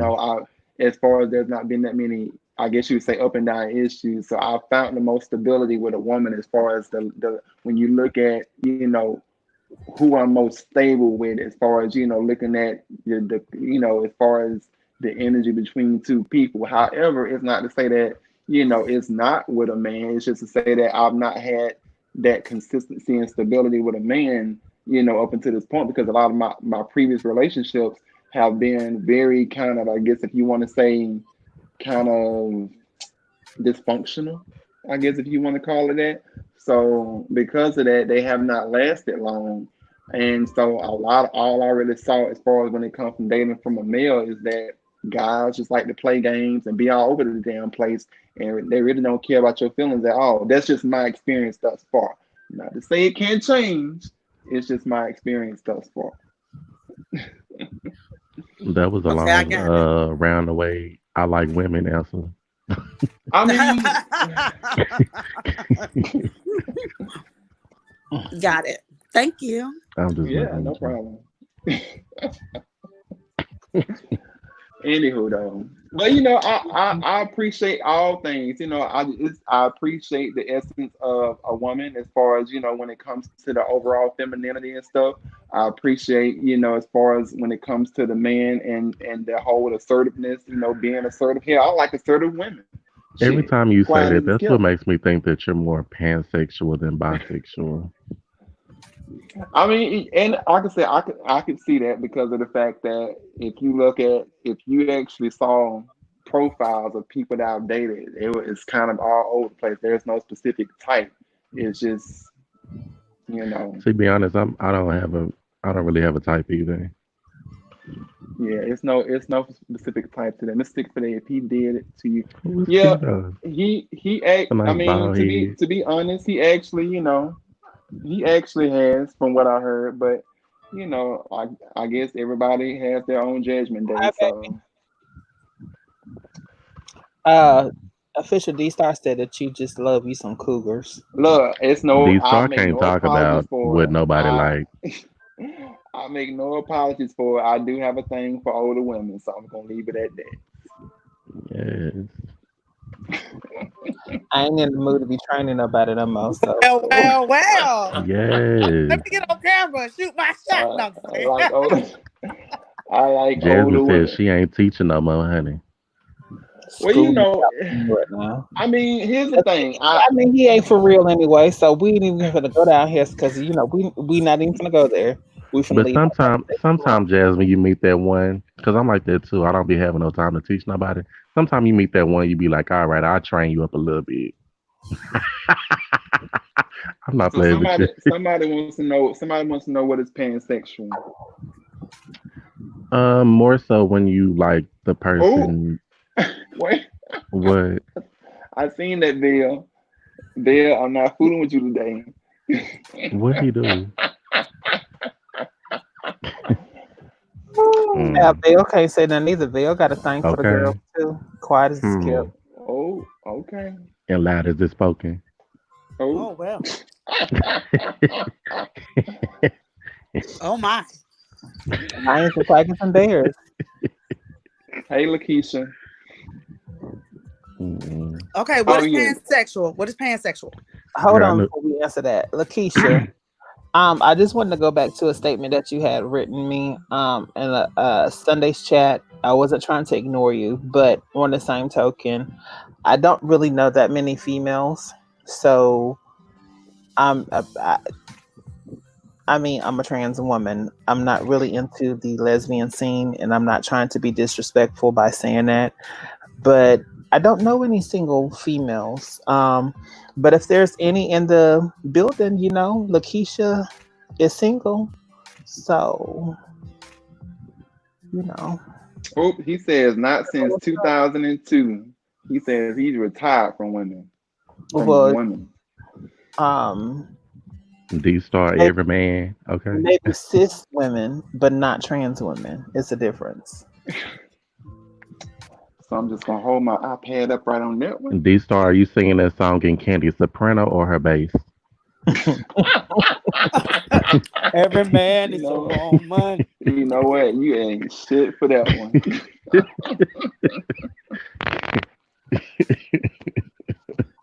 Let me leave Bill alone because Bill be calling me and cussing me out after a while because he said something on Sunday. What do you So say, yes, child? hold on. Explain what pansexual is, though. To me, what pansexual is very much so you're more attracted to someone's mind, their personality, over their I thought looks and appearance. You're attracted to them intellectually, over the physical. So whoever, whether it's a man, trans woman, I you're thought it more was more so, so like you're attracted to the energy of the person. yeah, the Versus energy, they're, yeah, okay. Yeah, over, yeah, the energy energy over is there. better. I'm the only original woman here. No, it's a I couple believe. more sweet here, sweetie. It's what? Look, I said, we am got I the all. only original woman in here? No, there's a Look, couple more original women in here, but we don't call them original. They're called cis women. Cisgender. Yeah.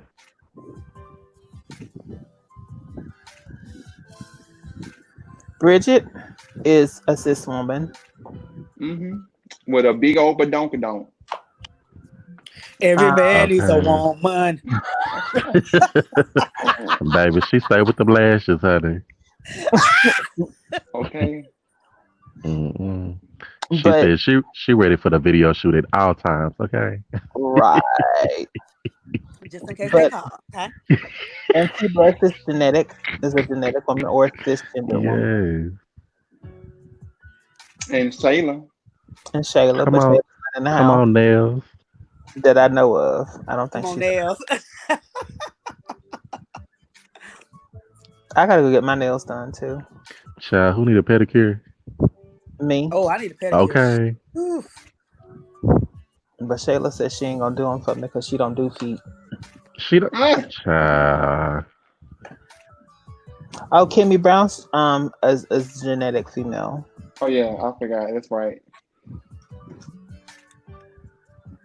Some of these people don't have avatars, so that's why I've been stopped assuming because the original Supreme, that time that he came on here and I thought that the original Supreme was a she because the name was original Supreme. Uh-huh. I was like, Lord, let me. I said from there on, I was like, let me not assume ever Assumption. again. Because every man is a woman. What she be We are saying? not Every gonna. man. What's What Coco y'all at? trying to do? And I believe Lakeisha Williams as well. Yeah, Lakeisha's. Yeah, She's a cis woman too. yeah. So Okay, so ladies and gentlemen, without any more questions, we're gonna get ready to wrap this up because I don't want to hold Mr. 6'8". Hold on. Hold on. Before you go, Jasmine, tonight before you go to sleep, I need you to go look up this song called Slowly by oh Lord. baby, that's my shit. Slowly by What is slowly? damn, what's her name? Miss Selena yeah, Selena Selena Johnson. Johnson. Oh Lord. So, are y'all enjoying having the music playing in the background? I Yes, I like was it. like, okay. I said, let me find out Jasmine got an old nasty psychology degree, honey. I got just common sense, baby. That's all I got. Lord geez. Somebody just came in, I heard it. Who Oh, just you came in? Mm-hmm. I don't know what Who done happened to. popped in? Girl, Bridget trying to tie up all your Oh, lines, that's you. child. Okay. Oh shoot! Hold on. Let me. you good? I got rid of it for you. Look, and here go Evolution of Veil down in the comments. That song is the ish. Look, y'all some Okay. freaks. All of y'all some freaks is all I'm gonna say. Yes. Freak, freaks, Vel and more no. freaks. Mine is nasty crying. I don't care what y'all say. Yes. It Come says on, Adina By Howard, freak like Adina me. Howard. Okay. Hmm. find No, I heard my that. friend. Oh, baby, the video was everything. I said, baby, you better be up in here with Cause no I will be your with no freak clothes on. until the day. Girl, she was probably in that video too. Be quiet. Right. Woo. Y'all know Oh, why Bridget be on like 25,562, right? Y'all know she I, takes power naps. okay. Child. Take them Let damn me power let me naps, go back honey. and see Nelly Tip Drill. She probably in there too. Okay. You know she probably is. No, I'm not in no Nelly tip drill. I wish, Um, honey. she was I probably the wanted one that to. was getting it drilled. I miss.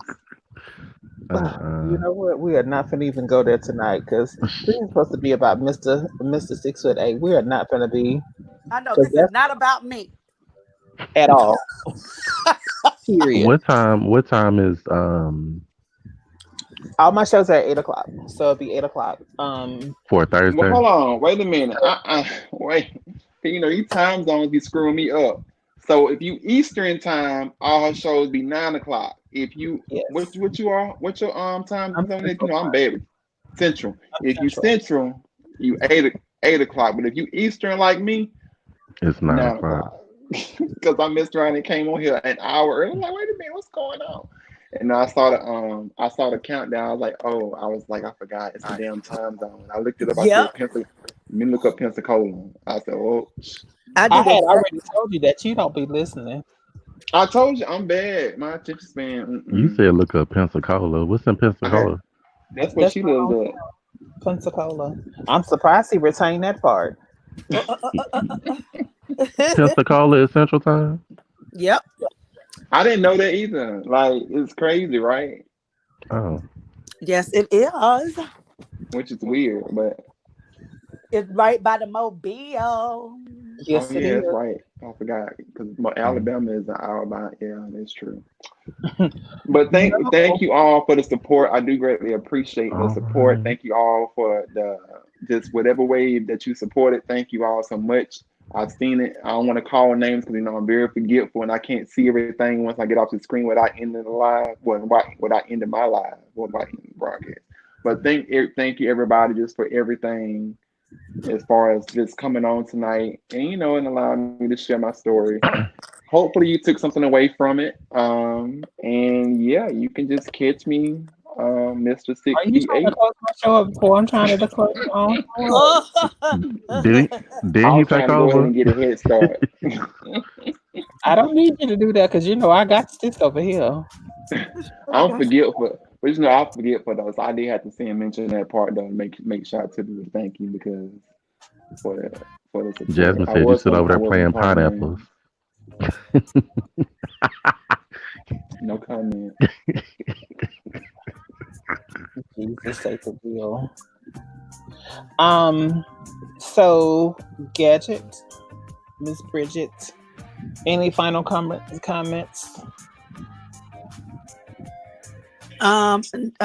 love you, Mr. 6'8". That's it. I'm out. Thank you. Well, I guess I'll go down in the comments. I mean, not in the comments, but I'll be in the background in a couple minutes.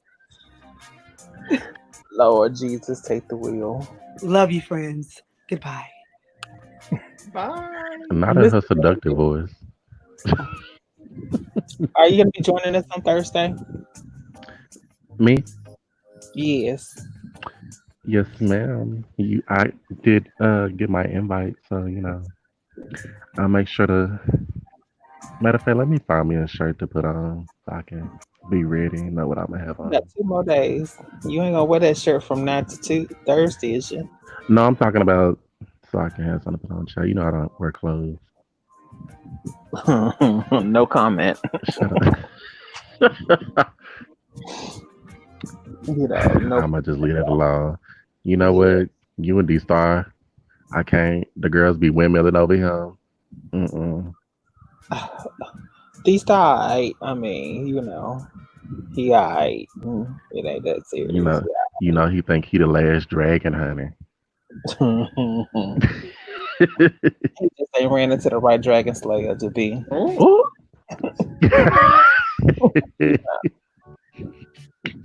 That's all it is. Let me quit playing. And D-Star, don't you leave no comment out. I'm through with you. He'll be alright. No, I'm just playing. But I do like your new shows that you are coming up with. All your new content. One more that I'm going to debut, but I don't know what day I'm going to debut it on. You said you have what?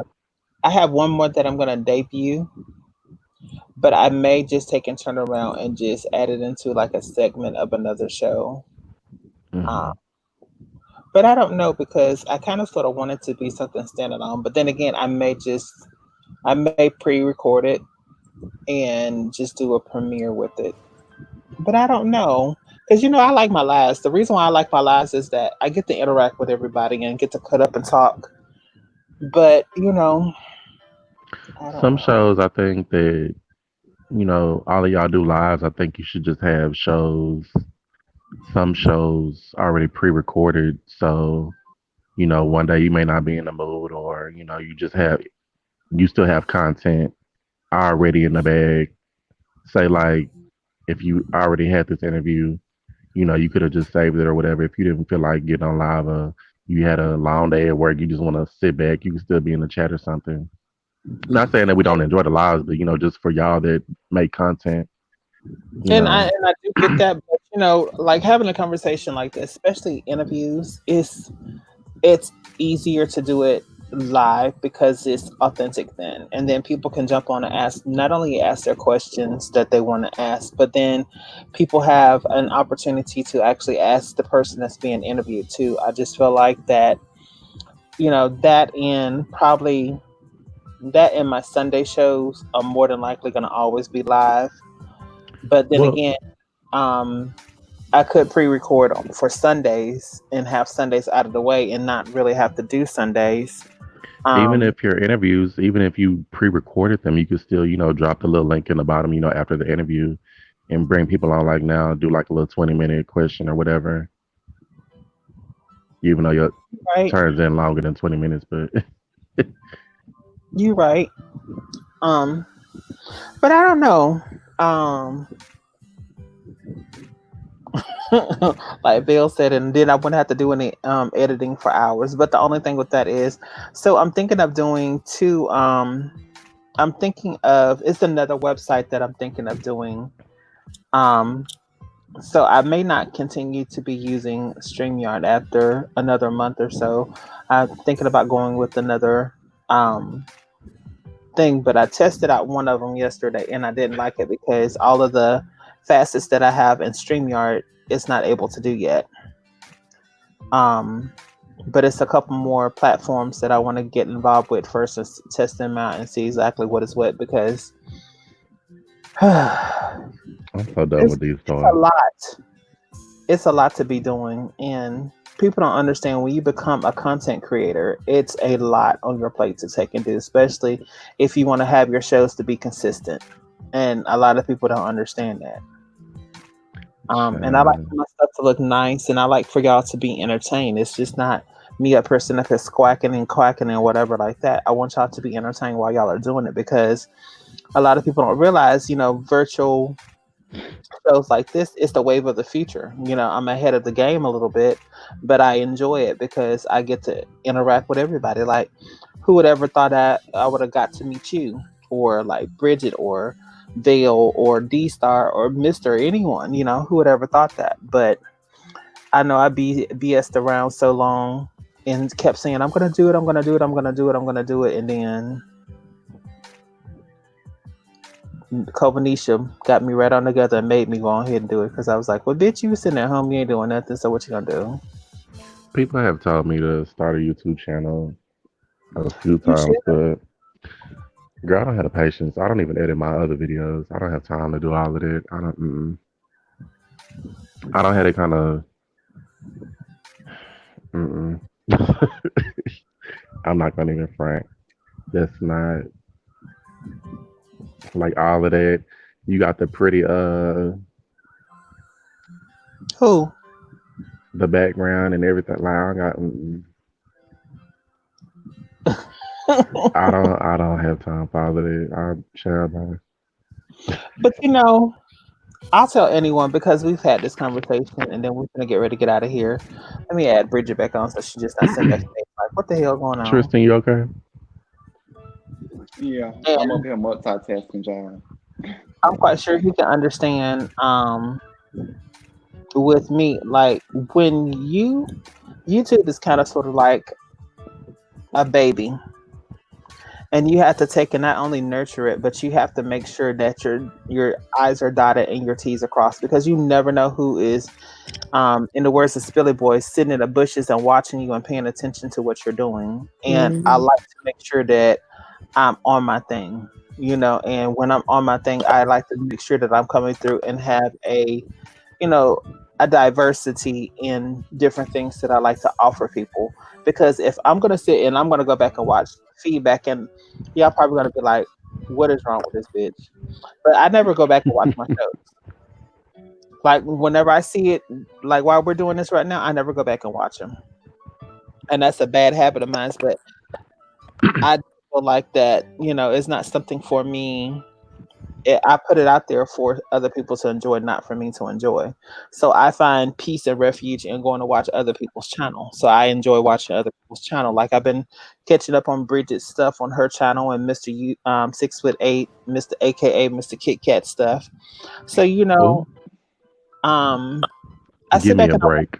stuff. I even go back and I watch Savon stuff. I know that I'm a big fan and advocate for Maddie, so I always watch Maddie stuff.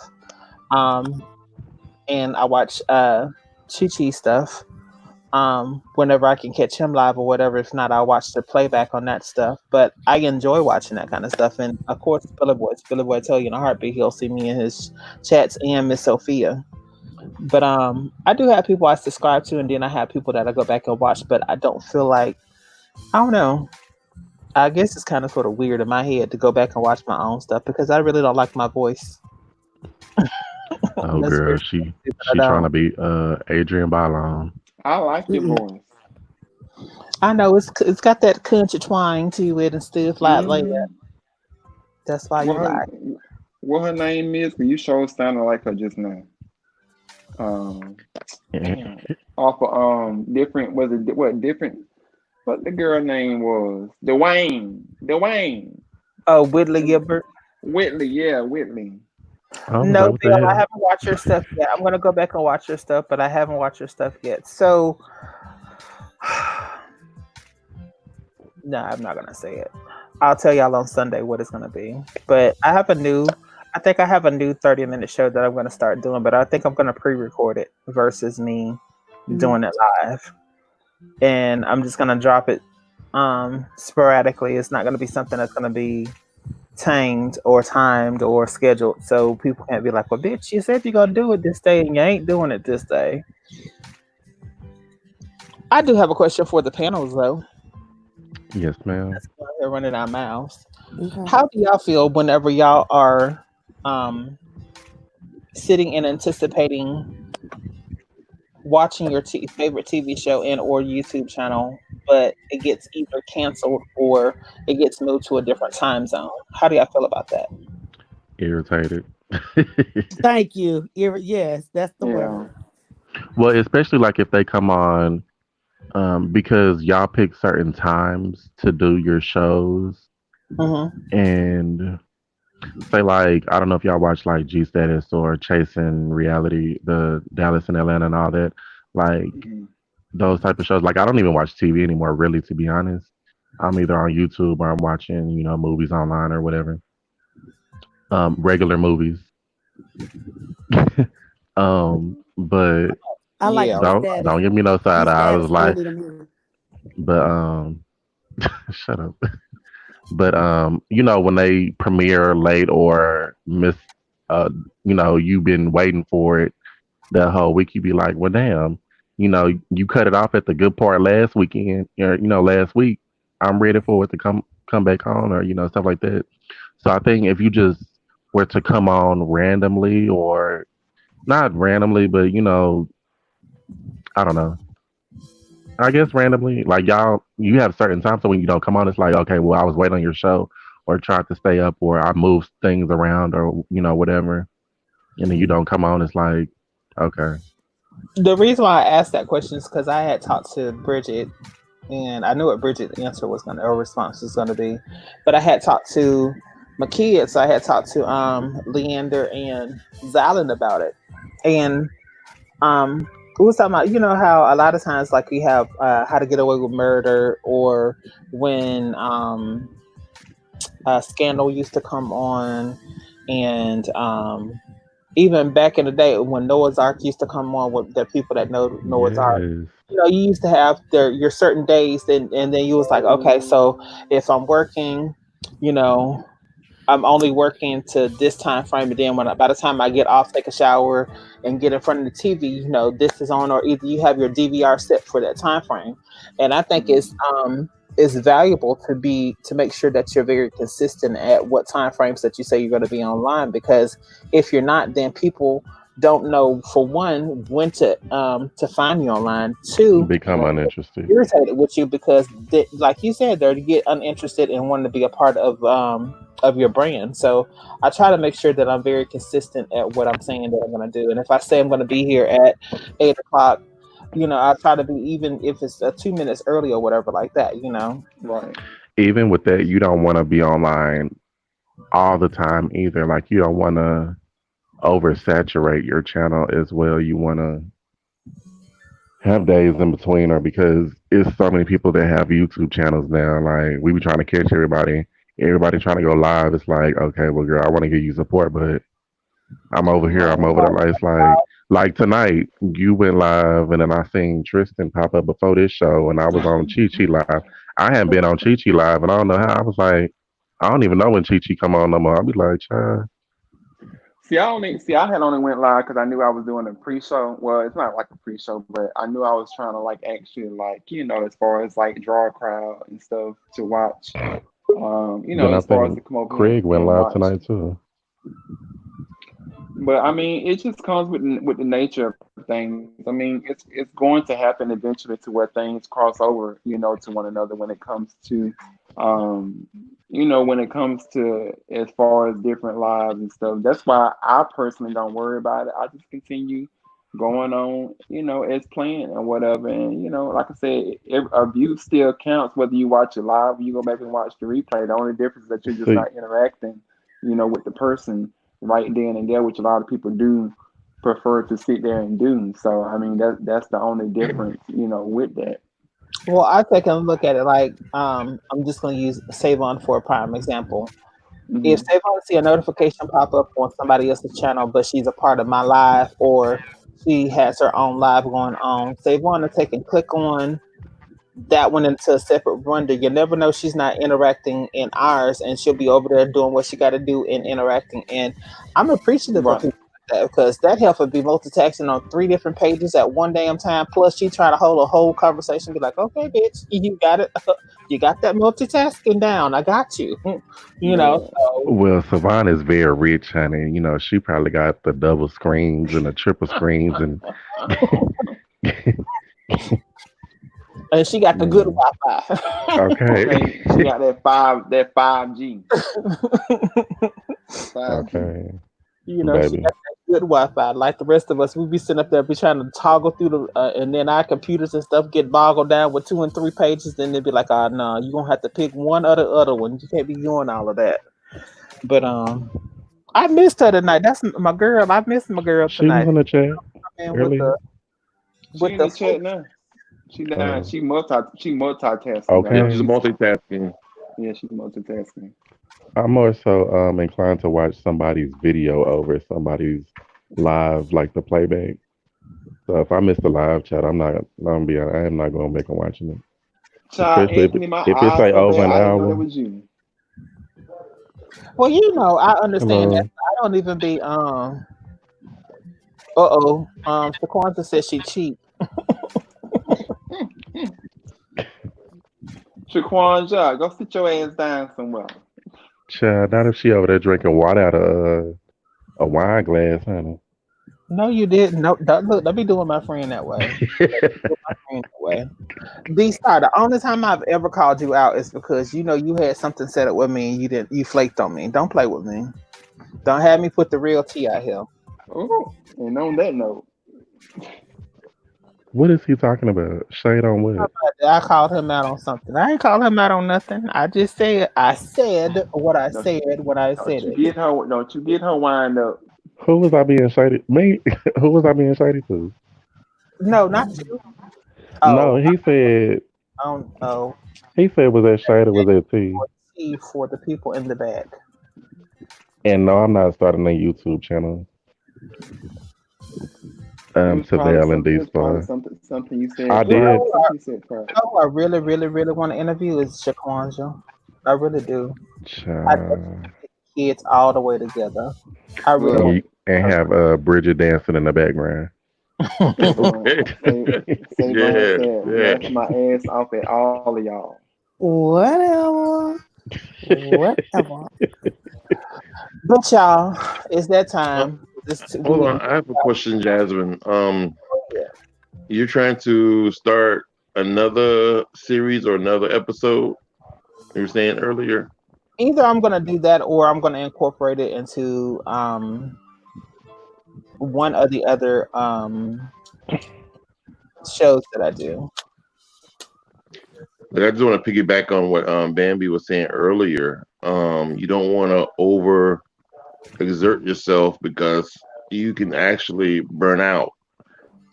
Because like I was like Tristan and I had called him, well he called me the other day. He called me back. We were talking on the phone, and I was telling him I had burnt myself out because when I originally started my channel, I literally started out just doing 2 days a week, and I felt that my numbers weren't growing fast enough. So before you know it, I was doing 7 days a week, Ooh, and Well, that ain't that God, crazy? But it does take a lot out of you whenever you're it supporting does. other people that go And see, live. the thing with me, I was only doing live one night a week, but the other nights I was actually doing a video and then editing. So now you're looking at recording a video for about an hour, and then another editing for anywhere from an hour to 2 hours. So it became like a part-time job, just to grow It's my still been numbers. a part-time Yeah, job. If you want it to grow and sustain itself, it is a part-time job until it mm, starts making the money that you need it to be, and then it becomes the full-time job. So I agree with you on that. But like I had said before, it was just a thought and an idea that I was thinking about. It's not something that I necessarily have to do because what I was gonna do is like maybe like takes 20 minutes in order for the take and do it. and that's fine. That's fine. That's all it's going to take. A few minutes here, a Hmm. few minutes there, or anything other than less than an hour. Because, like I said, I was doing 7 days a week, and I had my my lineup, so to speak. I have my inspiration Sundays, motivation Mondays, let's talk Tuesdays, wellness Wednesdays. Um, I forget what Thursdays was. Fridays was fragrance Fridays. Saturdays was mukbang Saturdays. So I mean, I had something every single day, and then trying to keep up with it. I mean, I, it became a bit I feel much. I feel you on that, but on the same token, it's just like how everyone else traditionally has a entrepreneur and they go out and they start a job doing starting a business or whatever, doing all these different things. This is a form of a business for me right now. It's Right. not paying anything, but you have to invest time and effort into something in order for you to get something out of it. True. So for me, like I was saying earlier, this is like a baby that, I'm giving life to right now. So I have to see it through in order for me to know that, okay, it did do what I needed to do. And eventually, it's going to get to where I want it to be at. But I don't feel like if I'm taking and doing a video to talk to someone about, I don't feel like I need to take and do a 3 hour long video in order to edit it down to 2 hours or an hour long. I mean, I'm not going to do that. But I leave my long time frames to my lives. Right. With it, also, I was gonna say, like when I said you don't want to oversaturate your channel, it's some people that I follow that go live every day, three, four, five times. Like you don't want to be that person because when No, I see and their lives pop up, I just move them right off my screen. I don't even click on it no more. Like you don't because want to be that person. It just, I've even seen people take and do that like every 30 minutes on Instagram. And I'm like, just 20 minutes ago, you weren't talking I'm about like, shit. girl, don't you got nothing else to do? Be Huh? like, it be some Yeah. people like that. I be like, girl, don't you got nothing else to do? Bing, bing, so and so live. Mm-mm. Bing, so and so live. Bing, so and so live. Okay, girl, sit down somewhere. And Yeah, then you, That you don't want to that's be like you don't want to be that person where they just look and be like, "Girl, she live again." Mm. yeah, that's like Jessica, Gossip Girl. I like her channel, but what She's does a she? I don't think she goes live like that. I don't really see her. I mean, she pops up. so I'm before we not get gonna into say who all I of was talking about. yeah. She's so not. She does before not have we a get into all schedule. that, hold on for a second, y'all, because we finna get ready to get out of this. So everybody can go and finish up doing what they're doing. Hold on, Anthony. Hold on, Bridget. Hold on, Bambi. Once again, I'd like to thank Mr. 6'8". In closing, Mr. 6', what would you like to say? Because the floor is yours Um, now. so I just want to mainly say to you, Jasmine, that I just appreciate you for creating a platform and a safe space for people to come on and just share their story and just as far as it's I always consider it like my grandmother saying, let the Lord use you as a vessel. So I just appreciate, as far as you, allowing yourself to be used as a vessel on your platform, to bring forth and shine light on stories that needs to be told and bring people to the light so that people can feel like that they're not alone in certain things. And I just hope that this touches someone and that, you get something out of it.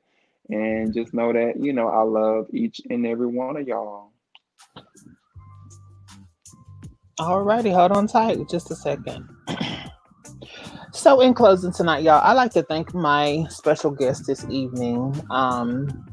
And I also would like to thank you as the audience because without you, there will be no me. And proof is in the pudding. Apparently, you are enjoying something over here on this channel because you've helped me come from zero all the way up to 102 subscribers. So I greatly do appreciate that in 2.5 months. So that's a great feat within itself. Um, I thank Mr. 6'8" for being so transparent this evening, and I do thank each and every one of y'all. Big shouts out to my big sis, my co-hostess. She just stepped in the building with us tonight. She's been very booked. She's been very booked lately. She is Miss Savon. You can find her on Saturday nights at the Savon Experience. That's at 9 o'clock Central Standard Time. Mr. 6'8"'s show is on Saturday night. Excuse me, on Friday nights. Let me get this together. Let me slow down.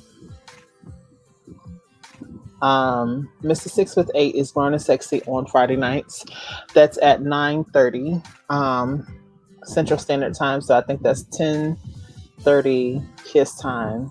The Saturday Night Social Club is every Saturday night at 9 p.m. Central Standard Times at Savon. That's SAVON 1111. And then in between times, we do have the Chat with Divine. That's on Tuesdays nights at 8 p.m. We have the Divine Zone that does come on Thursdays. This is one of my sporadic shows, something new that I'm trying out. Don't know if it's going to be a series behind it, but we're going to try it out and see what goes on with it. And then we also do have the Cool Down that features on Sundays, each and every Sunday at 8 o'clock with the news and that song that I do wish everybody a very finally got the historic jazz interview and that. I do thank each and every one of y'all for coming in and enjoying the show with me tonight. Again, without no you, it would be no me. And I do appreciate each and every one of y'all for coming in and enjoying it with me tonight. Thank you. And don't forget to like, share, and subscribe for coming in. Oh, I forgot the Evolution of Veil. He's going to have to send me a better promo than this. But I do have the Evolution of Veil. He's dropping his thing. He does his channel a little bit differently than the rest of us do. I don't know if he's planning on doing any lives. He may not do any lives. But if he does, check him out. That's the Evolution of Veil. And then our sponsor tonight is Pass the Sugar.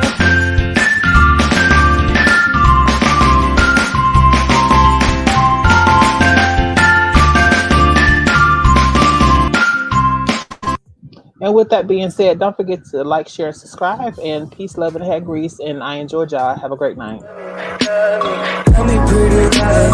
Tell me being lies. Tell me that you love. Even me that you love.